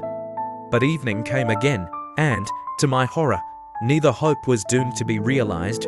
On Friday, after a night when I began to feel the gnawing agony of thirst, and when in consequence appetite decreased, our little band rose and once more followed the turnings and windings of the gallery. All were silent and gloomy. I could see that even my uncle had ventured too far. After about 10 hours of further progress, a progress dull and monotonous to the last degree, I made a new observation. The reverberation and reflection of our lamps upon the sides of the tunnel had singularly diminished. The marble, the schist, the calcareous rocks, the red sandstone all had disappeared, leaving in their places a dark and gloomy wall, sombre and without brightness. When we reached a remarkably narrow part of the tunnel, I leaned my left hand against the rock. When I took my hand away and happened to glance at it, it was quite black. We had reached the coal strata of the central earth. A coal mine? I cried. A coal mine without miners, responded my uncle, a little severely. How can we tell? I can tell, replied my uncle, in a sharp and doctorial tone. I am perfectly certain that this gallery through successive layers of coal was not cut by the hand of man. But whether it is the work of nature or not is of little concern to us. The hour for our evening meal has come. Let us sup. Hans, the guide, occupied himself in preparing food. I had come to that point when I could no longer eat. All I cared about were the few drops of water which fell to my share. What I suffered it is useless to record. The guide's gourd, not quite half full, was all that was left for us three. Having finished their repast, my two companions laid themselves down upon their rugs and found in sleep a remedy for their fatigue and sufferings. As for me, I could not sleep. I lay counting the hours until morning. The next morning, Saturday, at 6 o'clock, we started again. 20 minutes later, we suddenly came upon a vast excavation. From its mighty extent, I saw at once that the hand of man could have had nothing to do with this coal mine. The vault above would have fallen in, as it was only held together by some miracle of nature. This mighty natural cavern was about 100 feet wide, by about 150 high. The earth had evidently been cast apart by some violent subterranean commotion. The mass, giving way to some prodigious upheaving of nature, had split in two, leaving the vast gap into which we inhabitants of the earth had penetrated for the first time. The whole singular history of the coal period was written on those dark and gloomy walls. A geologist would have been able easily to follow the different phases of its formation. The seams of coal were separated by a strait of sandstone, a compact clay, which appeared to be crushed down by the weight from above. At that period of the world which preceded the secondary epoch, the earth was covered by a coating of enormous and rich vegetation, due to the double action of tropical heat and perpetual humidity. A vast atmospheric cloud of vapor surrounded the earth on all sides, preventing the rays of the sun from ever reaching it. Hence the conclusion that these intense heats did not arise from this new source of caloric. Perhaps even the star of day was not quite ready for its brilliant work to illumine a universe. Climates did not as yet exist, and a level heat pervaded the whole surface of the globe, the same heat existing at the North Pole as at the equator. Whence did it come? From the interior of the earth. In spite of all the learned theories of Professor Hardwick, a fierce and vehement fire certainly burned. Within the entrails of the great spheroid, its action was felt even to the very topmost crust of the earth. The plants, then in existence, being deprived of the vivifying rays of the sun, had neither buds nor flowers, nor odour, but their roots drew a strong and vigorous life from the burning earth of early days. There were but few of what may be called trees-only herbaceous plants, immense turfs, briars, and mosses, rare families, which, however, in those days were counted by tens and tens of thousands. It is entirely to this exuberant vegetation that coal owes its origin. The crust of the vast globe still yielded under the influence of the seething, boiling mass, which was forever at work beneath. Hence arose numerous fissures and continual falling in of the upper earth. The dense mass of plants, being beneath the waters, soon formed themselves into vast agglomerations. Then came about the action of natural chemistry in the depths of the ocean. The vegetable mass at first became turf, then, thanks to the influence of gases and subterranean fermentation, they underwent the complete process of mineralization.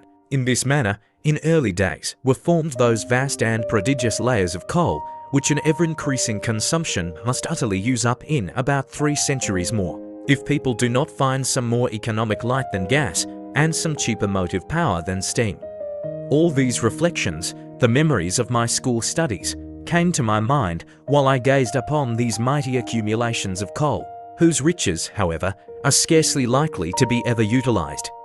The working of these mines could only be carried out at an expense that would never yield a profit.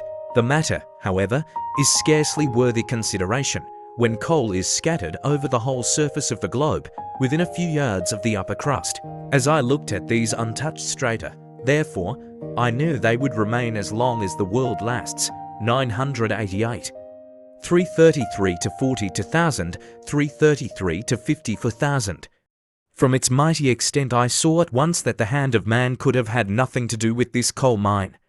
The vault above would have fallen in, as it was only held together by some miracle of nature. The temperature continued to be very much the same as while we were travelling amid the lava and the schists. On the other hand, my sense of smell was much affected by a very powerful odour. I immediately knew that the gallery was filled to overflowing with that dangerous gas the miners call fire damp, the explosion of which has caused such fearful and terrible accidents, making 100 widows and hundreds of orphans in a single hour. Happily, We were able to illumine our progress by means of the Ruhmkorff apparatus. If we had been so rash and imprudent as to explore this gallery, torch in hand, a terrible explosion would have put an end to our travels, simply because no travelers would be left. Our excursion through this wondrous coal mine in the very bowels of the earth lasted until evening. My uncle was scarcely able to conceal his impatience and dissatisfaction. The road continued still to advance in a horizontal direction. The darkness, dense and opaque a few yards in advance and in the rear, rendered it impossible to make out the gallery's length. For myself, I began to believe that it was simply interminable, and would go on in the same manner for months. Suddenly, at 6 o'clock, we stood in front of a wall. To the right, to the left, above, below, nowhere was there any passage. We had reached a spot where the rocks said in unmistakable accents, "No thoroughfare." I stood stupefied. The guide simply folded his arms. My uncle was silent. "Well, so much the better," cried my uncle at last. "I now know what we are about. We are decidedly not upon the road followed by Saknussemm. All we have to do is to go back. Let us take one night's good rest, and before 3 days are over, we shall regain the point where the galleries divided." "Yes, we may, if our strength lasts as long," I cried in a lamentable voice. "And why not? Tomorrow, among us three, there will not be a drop of water. It is just gone. And your courage with it," said my uncle, speaking in a severe tone. What could I say? I turned round on my side, and from sheer exhaustion fell into a heavy sleep disturbed by dreams of water, and I awoke unrefreshed. I would have bartered a diamond mine for a glass of pure spring water. Next day, our departure took place at a very early hour. There was no time for the least delay. According to my account, we had 5 days' hard work to get back to the place where the galleries divided. I can never tell all the sufferings we endured upon our return. My uncle bore them like a man who has been in the wrong, with concentrated and suppressed anger.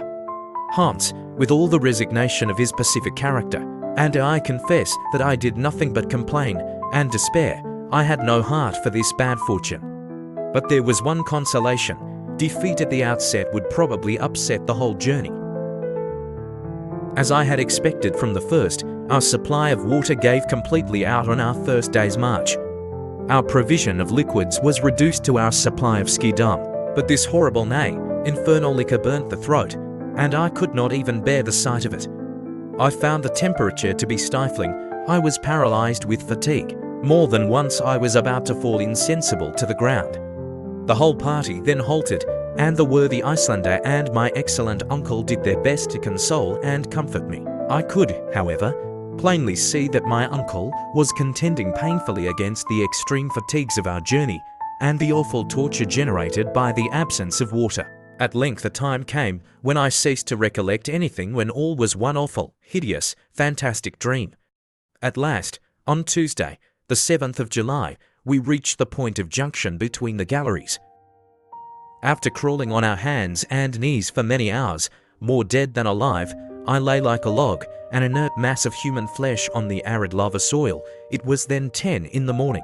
Hans and my uncle, leaning against the wall, tried to nibble away at some pieces of biscuit, while deep groans and sighs escaped from my scorched and swollen lips. Then I fell off into a kind of deep lethargy. Presently I felt my uncle approach, and lift me up tenderly in his arms. "Poor boy," I heard him say in a tone of deep commiseration. I was profoundly touched by these words. Being by no means accustomed to signs of womanly weakness in the professor, I caught his trembling hands in mine and gave them a gentle pressure. He allowed me to do so without resistance, looking at me kindly all the time. His eyes were wet with tears. I then saw him take the gourd which he wore at his side. To my surprise, or rather to my stupefaction, he placed it to my lips. "Drink, my boy," he said. Was it possible my ears had not deceived me? Was my uncle mad? I looked at him, I am sure, with quite an idiotic expression. I could not believe him. I feared the counteraction of disappointment. "Drink," he said again. Had I heard aright? Before I could ask myself the question a second time, a mouthful of water cooled my parched lips and throat. One mouthful, but it brought me back to life. I thanked my uncle by clasping my hands. My heart was too full to speak. "Yes," said he, "one mouthful of water The very last, do you hear, my boy, the very last. I have taken care of it at the bottom of my bottle as the apple of my eye. 20 times, 100 times, I have resisted the fearful desire to drink it. But no, Harry, I saved it for you. My dear uncle, I exclaimed, and the big tears rolled down my hot and feverish cheeks. Yes, my poor boy, I knew that when you reached this place, you would fall down half dead, and I saved my last drop of water in order to restore you. Thanks, I cried. Thanks from my heart. As little as my thirst was really quenched, I had nevertheless partially recovered my strength. The contracted muscles of my throat relaxed and the inflammation of my lips in some measure subsided. At all events, I was able to speak. Well, I said, there can be no doubt now as to what we have to do. Water has utterly failed us. Our journey is therefore at an end. Let us return. While I spoke thus, my uncle evidently avoided my face. He held down his head. His eyes were turned in every possible direction but the right one. Yes, I continued, getting excited by my own words, we must go back to Sneffels. May heaven give us strength to enable us once more to revisit the light of day. Would that we now stood on the summit of the crater. Go back, said my uncle, speaking to himself, and must it be so? Go back, yes. And without losing a single moment, I vehemently cried. For some moments there was silence under that dark and gloomy vault. So, my dear Harry, said the professor in a very singular tone of voice, those few drops of water have not sufficed to restore your energy and courage. Courage, I cried. I see that you are quite as downcast as before and still give way to discouragement and despair. What, then, was the man made of? And what other projects were entering his fertile and audacious brain? You are not discouraged, sir. What? Give up just as we are on the verge of success, he cried. Never shall it be said that Professor Hardwick retreated. Then we must make up our minds to perish, I cried with a helpless sigh. No, Harry, my boy, certainly not. Go, leave me. I am very far from desiring your death. Take Hans with you. I will go on alone. You ask us to leave you, leave me, I say. I have undertaken this dangerous and perilous adventure. I will carry it to the end or I will never return to the surface of Mother Earth. Go, Harry, once more I say to you, go. My uncle as he spoke was terribly excited. His voice, which before had been tender, almost womanly, became harsh and menacing. He appeared to be struggling with desperate energy against the impossible. I did not wish to abandon him at the bottom of that abyss, while, on the other hand, the instinct of preservation told me to fly. Meanwhile, our guide was looking on with profound calmness and indifference. He appeared to be an unconcerned party, and yet he perfectly well knew what was going on between us. Our gestures sufficiently indicated the different roads each wished to follow, and which each tried to influence the other to undertake. But Hans appeared not to take the slightest interest in what was really a question of life and death for us all, but waited quite ready to obey the signal, which should say go aloft, or to resume his desperate journey into the interior of the earth. How then I wished with all my heart and soul that I could make him understand my words, my representations, my sighs and groans, the earnest accents in which I should have spoken would have convinced that cold, hard nature. Those fearful dangers and perils of which the stolid guide had no idea, I would have pointed them out to him. I would have, as it were, made him see and feel. Between us, we might have convinced the obstinate professor. If the worst had come to the worst, we could have compelled him to return to the summit of Sneffels. I quietly approached Hans. I caught his hand in mine. He never moved a muscle. I indicated to him the road to the top of the crater. He remained motionless. My panting form, my haggard countenance, must have indicated the extent of my sufferings. The Icelander gently shook his head and pointed to my uncle. Master, he said, the word is Icelandic as well as English. The master, I cried, beside myself with fury, madman. No, I tell you he is not the master of our lives. We must fly, we must drag him with us.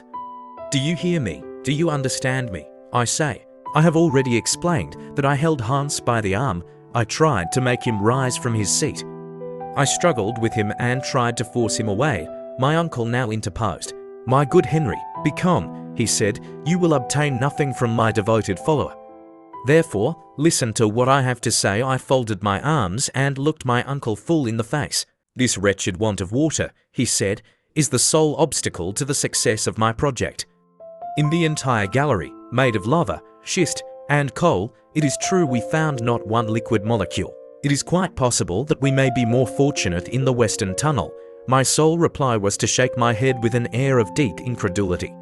Listen to me to the end, said the professor in his well-known lecturing voice. While you lay yonder without life or motion, I undertook a reconnoitering journey into the conformation of this other gallery.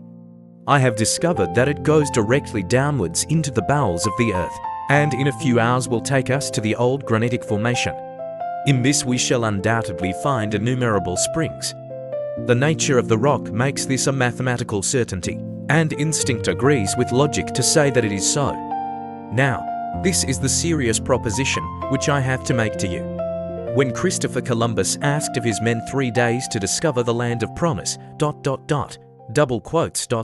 his men ill, terrified, and hopeless, yet gave him 3 days and the New World was discovered. Now I, the Christopher Columbus of this subterranean region, only ask of you 1 more day. If, when that time is expired, I have not found the water of which we are in search, I swear to you, I will give up my mighty enterprise and return to the earth's surface. Despite my irritation and despair, I knew how much it cost my uncle to make this proposition, and to hold such conciliatory language. Under the circumstances, what could I do but yield? Well, I cried, let it be as you wish, and may heaven reward your superhuman energy. But as, unless we discover water, our hours are numbered, let us lose no time, but go ahead. Our descent was now resumed by means of the second gallery. Hans took up his post in front as usual. We had not gone more than 100 yards when the professor carefully examined the walls. This is the primitive formation. We are on the right road onwards, is our hope. When the whole earth got cool in the first hours of the world's morning, the diminution of its volume produced a state of dislocation in its upper crust, followed by ruptures, crevasses and fissures. The passage was a fissure of this kind, through which, ages ago, had flowed the eruptive granite. The 1,000 windings formed an inextricable labyrinth through the ancient soil. As we descended, successions of layers composing the primitive soil appeared with the utmost fidelity of detail. Geological science considers this primitive soil as the base of the mineral crust, and it is recognized that it is composed of 3 different strata or layers, all resting on the immovable rock known as granite. No mineralogists had even found themselves placed in such a marvelous position to study nature. The sounding rod, a mere machine, could not bring to the surface the objects of value for the study of its internal structure, which we were about to see with our own eyes, to touch with our own hands. Remember that I am writing this after the journey. Across the streak of the rocks, colored by beautiful green tints, wound metallic threads of copper, of manganese, with traces of platinum and gold. I could not help gazing at these riches buried in the entrails of Mother Earth, and of which no man would have the enjoyment to the end of time. These treasures mighty and inexhaustible were buried in the morning of the earth's history, at such awful depths that no crowbar or pickaxe will ever drag them from their tomb. The light of our Ruhmkorff's coil, increased tenfold by the myriad of prismatic masses of rock, sent its jets of fire in every direction, and I could fancy myself travelling through a huge hollow diamond, the rays of which produced myriads of extraordinary effects. Towards 6 o'clock, this festival of light began sensibly and visibly to decrease, and soon almost ceased. The sides of the gallery assumed a crystallized tint, with a somber hue. White mica began to commingle more freely with feldspar and quartz, to form what may be called the true rock, the stone which is hard above all, that supports the 4 stories of the earth's soil. We were walled by an immense prison of granite. It was now 8 o'clock, and still there was no sign of water. The sufferings I endured were horrible. My uncle now kept at the head of our little column. Nothing could induce him to stop.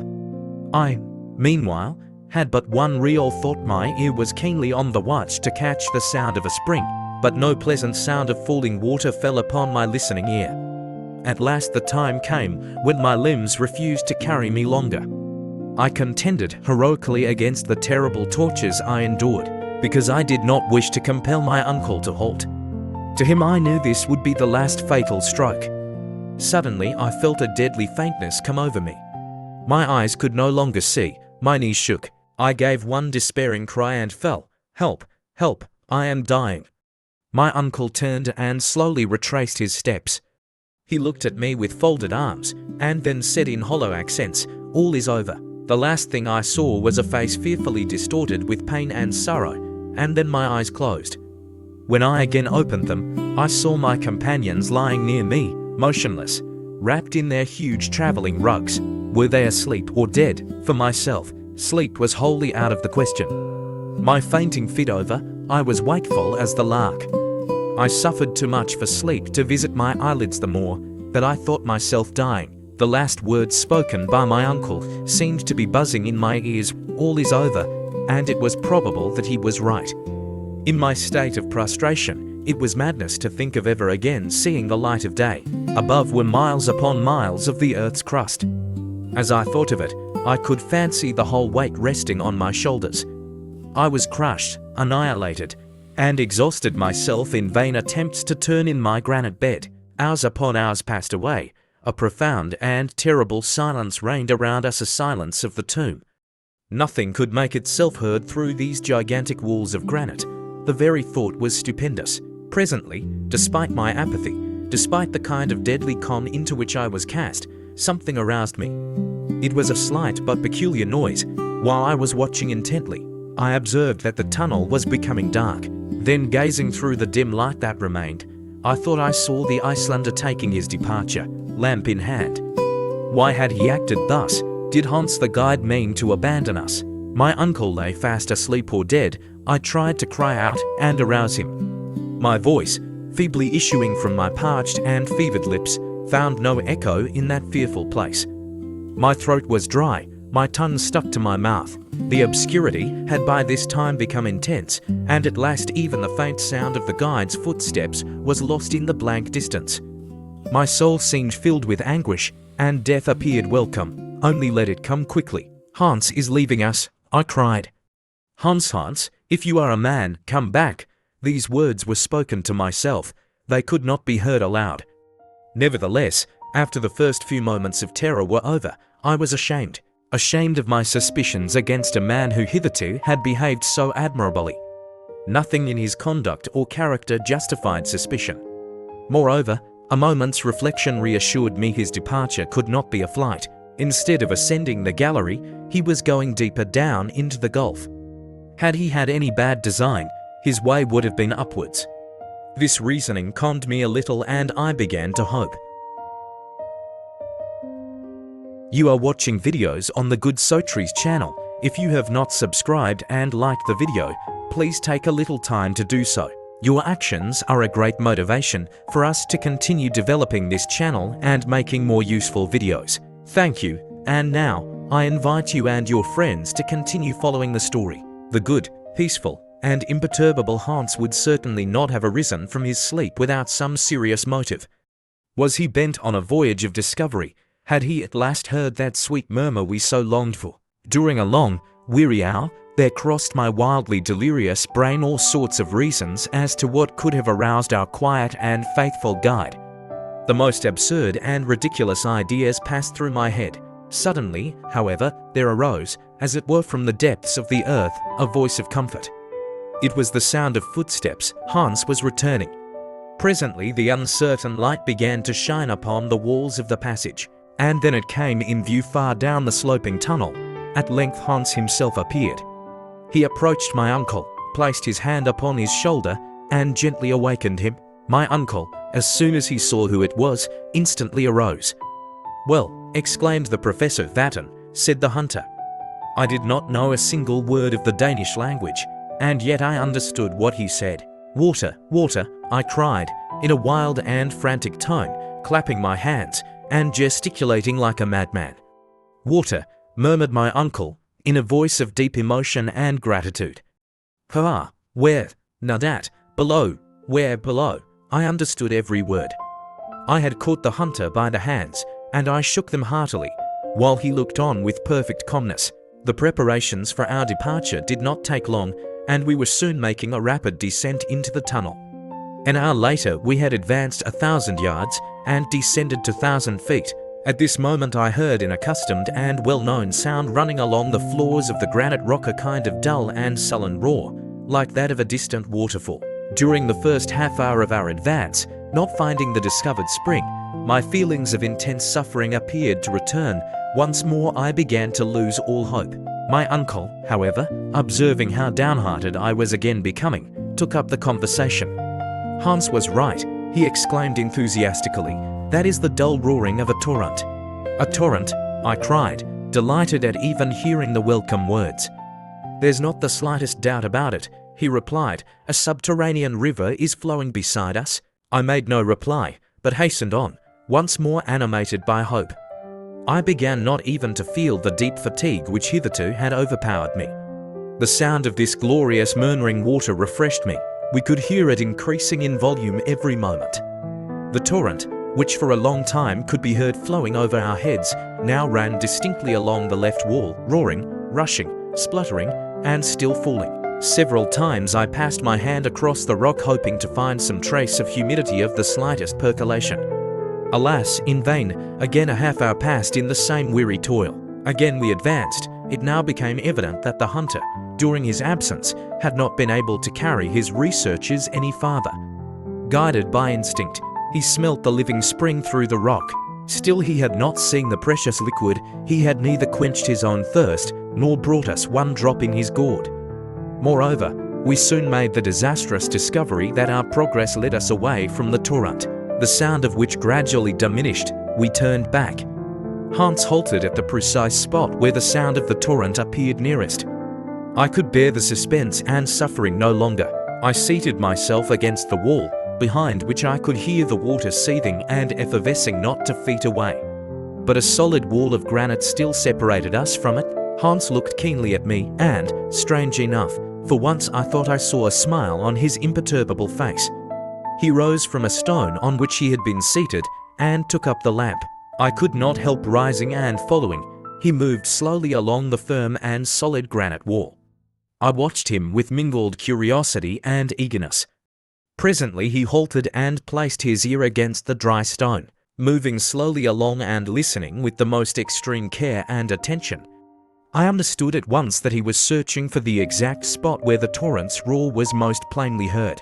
This point he soon found in the lateral wall on the left side, about 3 feet above the level of the tunnel floor. I was in a state of intense excitement. I scarcely dared believe what the hunter was about to do. It was, however, impossible in a moment more not to both understand and applaud, and even to smother him in my embraces, when I saw him raise the heavy crowbar and commence an attack upon the rock itself. "Saved!" I cried. "Yes," cried my uncle, even more excited and delighted than myself. "Hans is quite right. Oh, the worthy, excellent man. We should never have thought of such an idea, and nobody else, I think, would have done so. Such a process, simple as it seemed, would most certainly not have entered our heads. Nothing could be more dangerous than to begin to work with pickaxes here. Supposing while he was at work a break-up were to take place, and supposing the torrent once, having gained an inch, were to take an ell, and come pouring bodily through the broken rock. Not one of these dangers was chimerical, they were only too real. But at that moment no fear of falling in of the roof, or even of inundation, was capable of stopping us. Our thirst was so intense that to quench it we would have dug below the bed of old ocean itself. Hans went quietly to work a work which neither my uncle nor I would have undertaken at any price. Our impatience was so great that if we had once begun with pickaxe and crowbar, the rock would soon have split into 100 fragments. The guide, on the contrary, calm and ready, wore away the hard rock steadily, making no attempt at a larger hole than about 6 inches. As I stood, I heard, or I thought I heard, the roar of the torrent increasing, and at times I almost felt the pleasant sensation of water upon my parched lips. At the end of what appeared an age, Hans had made a hole which enabled his crowbar to enter 2 feet into the solid rock. He had been at work exactly an hour, it appeared a dozen. I was getting wild with impatience. My uncle began to think of using more violent measures. I had the greatest difficulty in checking him. He had just got hold of his crowbar when a loud and welcome hiss was heard. Then a stream, or rather jet, of water burst through the wall and came out with such force as to hit the opposite side. Hans, who was half upset by the shock, was scarcely able to keep down a cry of pain. I understood his meaning when, plunging my hands into the sparkling jet, I myself gave a wild and frantic cry. The water was scalding hot, boiling, I cried, in bitter disappointment. "Well, never mind," said my uncle, "it will soon get cool." The tunnel began to be filled by clouds of vapor, while a small stream ran away into the interior of the earth. In a short time we had some sufficiently cool to drink. We swallowed it in huge mouthfuls. Oh, what exalted delight, what rich and incomparable luxury! It brought back life to our hearts. What was this water? Whence did it come? To us, what was that? The simple fact was it was water. And, though still warm, it revived us. I drank greedily, almost without tasting it. When, however, I had almost quenched my ravenous thirst, I made a discovery. "Why, it is chalybeate water." "A most excellent stomachic," replied my uncle, "and highly mineralized. Here is a journey worth 20 to sport. It's very good," I replied. "I should think so. Water found 6 miles underground. There is a peculiarly inky flavor about it, by no means disagreeable. Hans may congratulate himself on having made a rare discovery. What do you say, nephew, according to the usual custom of travelers, to name the stream after him?" "Good," said I. And the name of Hans Brook was at once agreed upon. Hans was not a bit more proud after hearing our determination than he was before. After having taken a very small modicum of the welcome refreshment, he had seated himself in a corner with his usual imperturbable gravity. "Now," said I, "it is not worth while letting this water run to waste." "What is the use?" replied my uncle. "The source from which this river rises is inexhaustible. Never mind," I continued, "let us fill our goatskin and gourds, and then try to stop the opening up." My advice, after some hesitation, was followed, or attempted to be followed. Hans picked up all the broken pieces of granite he had knocked out, and using some tow he happened to have about him, tried to shut up the fissure. All he did was to scald his hands. The pressure was too great, and all our attempts were utter failures. "It is evident," I remarked, "that the upper surface of these springs is situated at a very great height above. As we may fairly infer from the great pressure of the jet, that is by no means doubtful," replied my uncle. "If this column of water is about 32,000 feet high, the atmospheric pressure must be enormous. But a new idea has just struck me, and what is that? Why be at so much trouble to close this aperture?" "Because," I hesitated and stammered, having no real reason. "When our water bottles are empty, we are not at all sure that we shall be able to fill them," observed my uncle. "I think that is very probable. Well, then, let this water run. It will, of course, naturally follow in our track, and will serve to guide and refresh us. I think the idea a good one," I cried, "and with this rivulet as a companion, there is no reason we should not succeed." "Ah, my boy," said the professor, laughing, "after all, you are coming round. More than that, I am now confident of ultimate success." "One moment, nephew mine, let us begin by taking some hours of repose. I had utterly forgotten that it was night." The chronometer, however, informed me of the fact. Soon we were sufficiently restored and refreshed, and had all fallen into a profound sleep. By the next day we had nearly forgotten our past sufferings. The first sensation I experienced was surprise at not being thirsty, and I actually asked myself the reason. The running stream, which flowed in rippling wavelets at my feet, was the satisfactory reply. We breakfasted with a good appetite, and then drank our fill of the excellent water. I felt myself quite a new man, ready to go anywhere my uncle chose to lead. I began to think, why should not a man as seriously convinced as my uncle succeed, with so excellent a guide as worthy Hans, and so devoted a nephew as myself? These were the brilliant ideas which now invaded my brain. Had the proposition now been made to go back to the summit of Mount Sneffels, I should have declined in a most indignant manner. But fortunately there was no question of going up. We were about to descend farther into the interior of the earth. "Let us be moving," I cried, awakening the echoes of the old world. We resumed our march on Thursday at 8 o'clock in the morning. The great granite tunnel, as it went round by sinuous and winding ways, presented all the appearance of a labyrinth. Its direction, however, was in general towards the southwest. My uncle made several pauses in order to consult his compass. The gallery now began to trend downwards in a horizontal direction, with about 2 inches of fall in every furlong. The murmuring stream flowed quietly at our feet. I could not but compare it to some familiar spirit guiding us through the earth. I dabbled my fingers in its tepid water, which sang like a naiad as we progressed. My good humor began to assume a mythological character. As for my uncle, he began to complain of the road. His route, he found, began to be indefinitely prolonged, instead of sliding down the celestial ray, according to his expression, but we had no choice. We continued onward. As long as our road led towards the center, however little progress we made, there was no reason to complain. Moreover, from time to time the slopes were much greater, the naiads sang more loudly, and we began to dip downwards in earnest. As yet, however, I felt no painful sensation. I had not got over the excitement of the discovery of water. That day and the next we did a considerable amount of horizontal, and relatively very little vertical, traveling. On Friday evening, the 10th of July, according to our estimation, we received a surprise. Under our feet there opened a horrible well. My uncle was so delighted that he actually clapped his hands as he saw how steep and sharp was the descent. "Oh," he cried in rapturous delight. "This will take us a long way. Look at the projections of the rock." "Oh," he exclaimed, "it's a fearful staircase." Hans, however, who in all our troubles had never given up the ropes, took care. He so disposed of them as to prevent any accidents. Our descent then began. I dare not call it a perilous descent, for I was already too familiar with that sort of work to fear it. To me, it was now a very ordinary affair.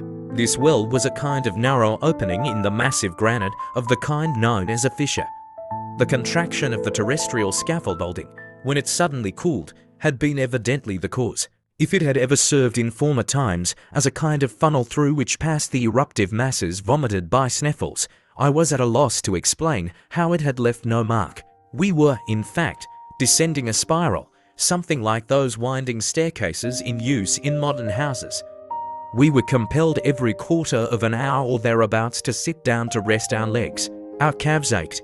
We then seated ourselves on some projecting rock with our legs hanging over and gossiped while we ate a mouthful, drinking still from the pleasantly warm running stream. It is scarcely necessary to say that in this curiously shaped fissure the Hansbach had become a cascade to the detriment of its size. It was still, however, sufficient, and more, for our wants. Besides, we knew that as soon as the declivity ceased to be so abrupt, the stream must resume its peaceful course. At this moment it reminded me of my uncle, his impatience and rage, while when it flowed more peacefully, I pictured to myself the placidity of the Icelandic guide. During the whole of 2 days, the 6th and 7th of July, we followed the extraordinary spiral staircase, penetrating to leagues farther into the crust of the earth, which put us 5 leagues below the level of the sea. On the 8th, however, at 12 o'clock, the fissure suddenly assumed a gentler slope. Still trending in a southeast direction, the road now became comparatively easy, and at the same time dreadfully monotonous. Our peculiar journey had no chance of being diversified by scenery. At all events, such was my idea. At length, on Wednesday the 15th, we were actually 7 leagues below the surface of the earth and 50 leagues distant from the mountain of Sneffels. Though, if the truth be told, we were very tired, our health had resisted all suffering and was in a most satisfactory state. Our traveller's box of medicaments had not even been opened. My uncle was careful to note every hour the indications of the compass, of the manometer, and of the thermometer, all which he afterwards published in his scientific account of our voyage. He was therefore able to give an exact relation of the situation. When, therefore, he informed me that we were 50 leagues in a horizontal direction distant from our starting point, I exclaimed, "What is the matter now?" cried my uncle. "Nothing very important, only an idea has entered my head," was my reply. "Well, out with it, my boy. It is my opinion that we are no longer under Iceland." "Do you think so? We can very easily find out," I replied, pulling out a map and compasses. "You see," I said, after careful measurement, "that I am not mistaken. We are far beyond Cape Portland." And those 50 leagues to the southeast will take us into the open sea, under the open sea, cried my uncle, rubbing his hands with a delighted air. Yes, I cried. No doubt old ocean flows over our heads. Well, my dear boy, what can be more natural? Do you not know that in the neighbourhood of Newcastle there are coal mines which have been worked far out under the sea? Now my worthy uncle, no doubt, regarded this discovery as a very simple fact, but to me the idea was by no means a pleasant one. Yet when one came to think it over seriously, what mattered it? Whether the plains and mountains of Iceland were suspended over our heads, or the mighty billows of the Atlantic Ocean.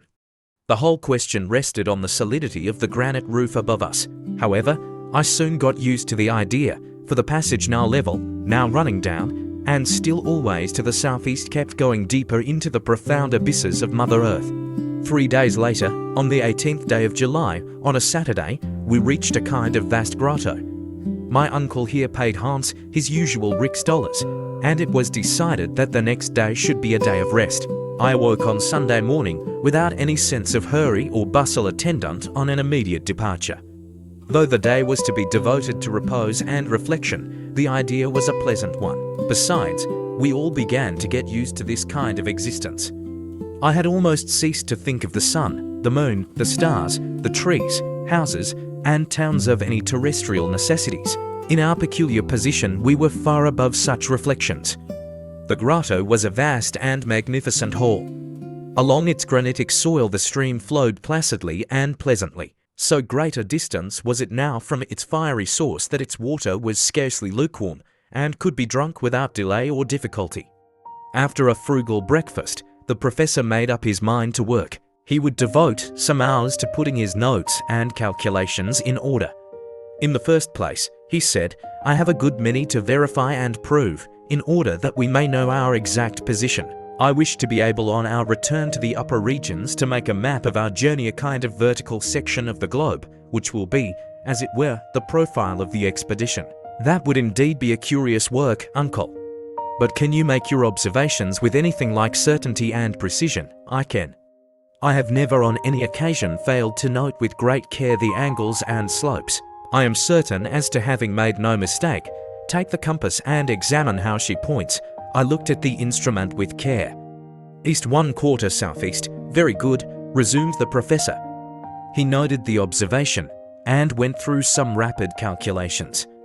I make out that we have journeyed 250 miles from the point of our departure, then the mighty waves of the Atlantic are rolling over our heads. Certainly, and at this very moment it is possible that fierce tempests are raging above, and that men and ships are battling against the angry blasts just over our heads. Quite possible, said my uncle, smiling, and that whales are playing in shoals, thrashing the bottom of the sea, the roof of our adamantine prison. Be quite at rest on that point. There is no danger of their breaking through, said he lightly. But to return to our calculations, we are to the southeast, 250 miles from the base of Sneffels, and, according to my preceding notes, I think we have gone 16 leagues downward. 16 leagues 50 miles, I cried. I am sure of it, but that is the extreme limit allowed by science for the thickness of the Earth's crust, I replied, recalling my geological studies. I do not contravene that assertion, was his quiet answer. And at this stage of our journey, according to all known laws on the increase of heat, there should be here a temperature of 1500 degrees of Réaumur. There should be, you say, my boy, in which case this granite would not exist, but be in a state of fusion. But you perceive, my boy, that it is not so, and that facts overrule all theories. I am forced to yield to the evidence of my senses, but I am nevertheless very much surprised. What heat does the thermometer really indicate? Continued the philosopher. 27/16, so that science is wrong by 1474 degrees and 4/10, according to which it is demonstrated that the proportional increase in temperature is false. Humphrey Davy here shines forth in all his glory. He is right, and I have acted wisely to believe him. Have you any answer to make to this statement? My uncle looked triumphant. Had I chosen to have spoken, I might have said a great deal. I in no way admitted the theory of Humphrey Davy. I still held out for the theory of proportional increase of heat, though I did not feel it. I was far more willing to allow that this chimney of an extinct volcano was covered by lava of a kind refractory to heat, a bad conductor which did not allow the temperature to percolate through. The hot water jet supported my view of the matter. But without entering on a long and useless discussion, or seeking new arguments to controvert my uncle, I contented myself with taking up facts as they were. Well, sir, I take for granted that all your calculations are correct, but allow me to draw from them a rigorous and definite conclusion. Go on, my boy, have your say, cried my uncle good-humouredly. At the place where we now are, under the latitude of Iceland, the terrestrial depth is about 1,583 leagues, 1,583 and a quarter, corrected my uncle. Well, suppose we say 1,600 in round numbers. Now, out of a voyage of 1,600 leagues we have completed 16, as you say. What then? At the expense of a diagonal journey of 85 leagues. Exactly, we have been 20 days about it. Exactly 20 days. Now 16 is the 100th part of our contemplated expedition. If we go on in this way we shall be 2,000 days going down. That is about 5 years and a half, I added. The professor folded his arms, listened, but did not speak. Without counting that if 16 leagues cost us 85, we must go 8,000 leagues southeast. And we must therefore come out somewhere in the circumference long before we can hope to reach the center.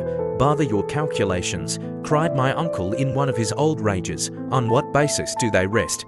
How do you know that this passage does not take us direct to the end we require? Moreover, I have in my favor, fortunately, a precedent. What I have undertaken to do, another has done before me, and he having succeeded, why should I not be equally successful? I hope, indeed, you will, I replied, but still, I suppose I may be allowed to. You are allowed to hold your tongue, roared Professor Hardwigg. When you talk so unreasonably as this, I saw at once that the old doctorial professor was still alive in my uncle, and fearful to rouse his anger, I dropped the unpleasant subject. Now then, he exclaimed, consult the manometer. What does that indicate? A considerable amount of pressure. Very good. You see, then, that by descending slowly, we shall not suffer. Well, I suppose not, except it may be a certain amount of pain in the ears, was my rather grim reply. That, my dear boy, is nothing, returned my uncle cheerfully. You will easily get rid of that source of discomfort by bringing the exterior air in communication with the air contained in your lungs perfectly, said I, unwilling to contradict him in anything. I should fancy almost that I should experience a certain satisfaction in making a plunge into this dense atmosphere. Have you taken note of how wonderfully sound is propagated? Of course I have. There can be no doubt that a journey into the interior of the earth would be an excellent cure for deafness. But then, uncle, I ventured mildly to observe, this density will continue to increase. Yes, according to a law which, however, is scarcely defined. It is true that the intensity of weight will diminish just in proportion to the depth to which we go. You know very well that it is on the surface of the earth that its action is most powerfully felt, while in the very center bodies cease to have any weight at all. I know that is the case, I replied thoughtfully. But as we progress, will not the atmosphere finally assume the density of water? I know it. When placed under the pressure of 710 atmospheres, cried my uncle with imperturbable gravity. And when we are still lower down, I asked with natural anxiety.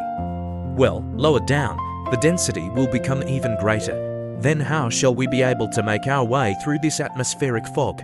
Well, my worthy nephew, we must ballast ourselves by filling our pockets with stones, said Professor Hardwigg. Faith, uncle, you have an answer for everything, was my only reply.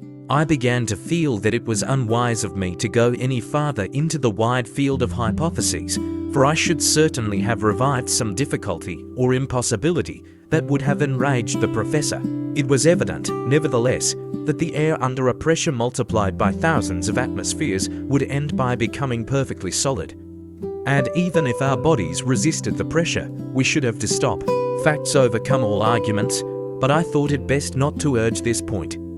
My uncle would simply have quoted the example of Saknussemm, supposing his journey really to have taken place. There was one simple answer to be made. In the 16th century neither the barometer nor the manometer had been invented. How, then, could Saknussemm have known when he reached the center of the earth.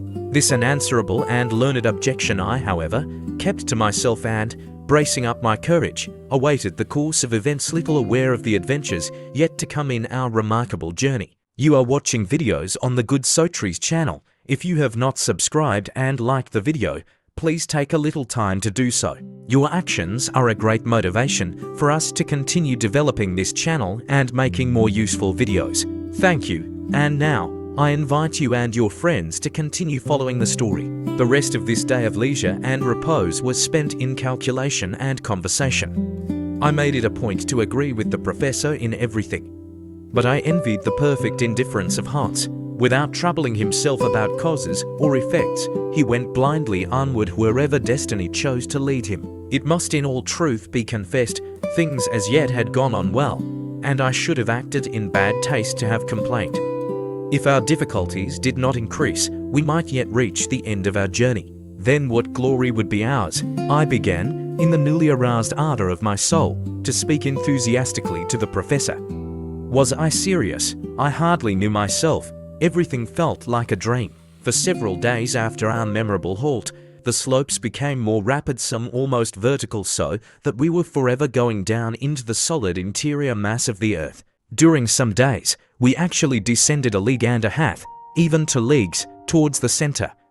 The descents were perilous, and we learned fully to appreciate the marvelous coolness of our guide, Hans. Without him we should have been wholly lost.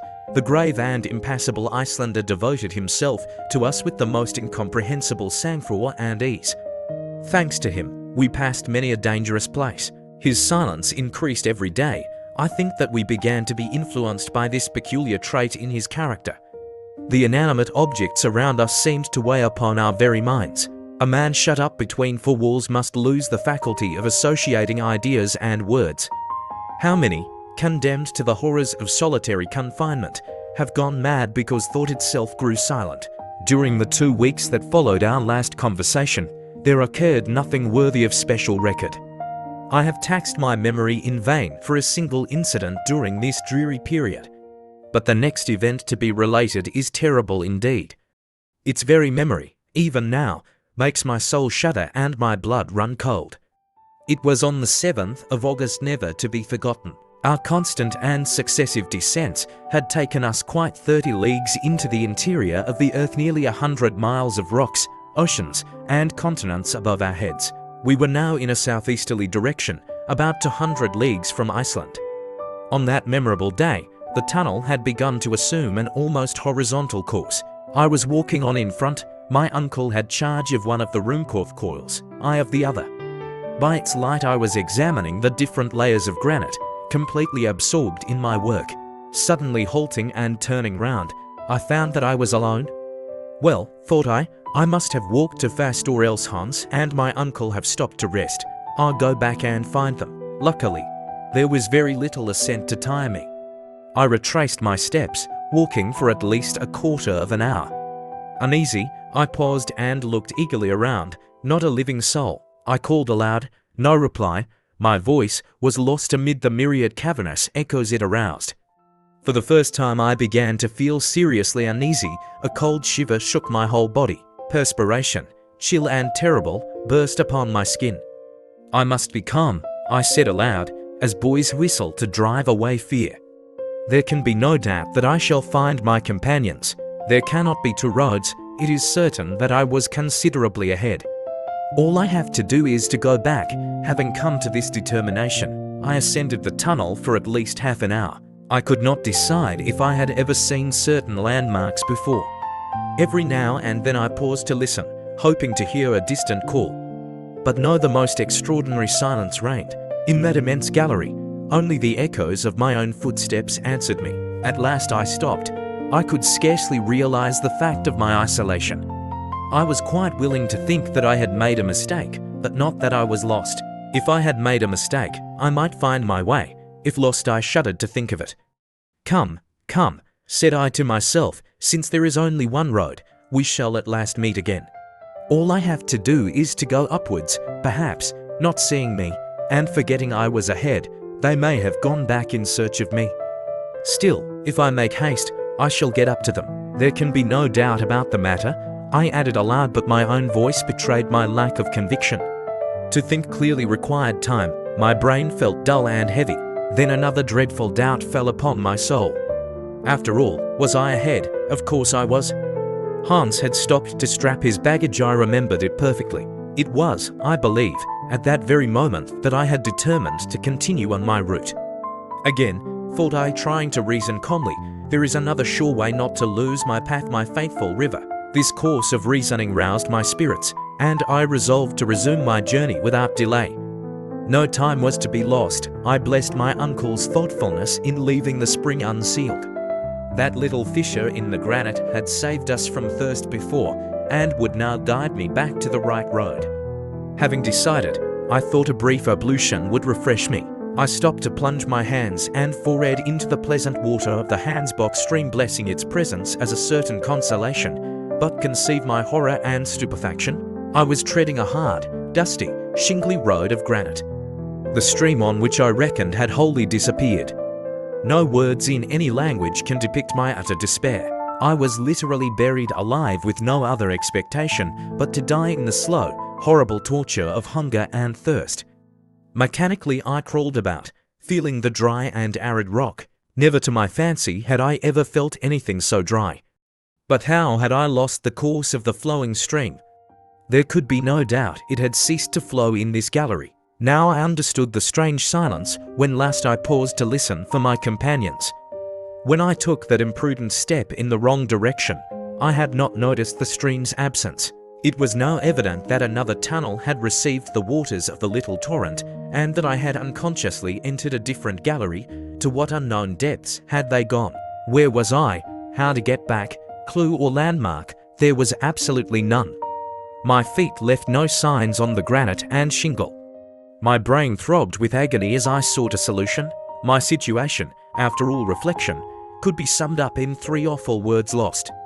Lost, lost, lost at a depth which seemed immeasurable to my finite understanding. These 30 leagues of the earth's crust weighed upon my shoulders like the globe on those of Atlas. I felt myself crushed by the awful weight. It was enough to drive a man mad. I tried to bring my thoughts back to the things of the world so long forgotten. It was with the greatest difficulty that I succeeded in doing so. Hamburg, the house on the Königstrasse, my dear cousin Gretchen, all that world which had vanished like a shadow now floated before my vivid imagination.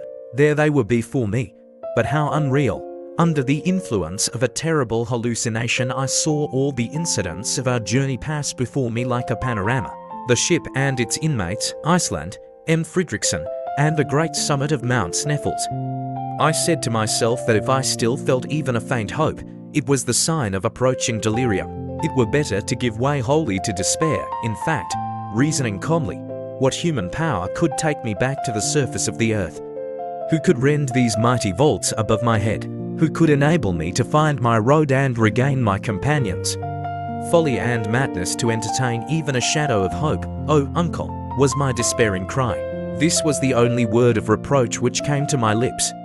For I knew how deeply and sorrowfully the worthy professor would regret my loss, and how he would patiently seek for me. When I at last began to resign myself to the fact that no further aid was to be expected from man, I kneeled with earnest fervour and asked assistance from heaven.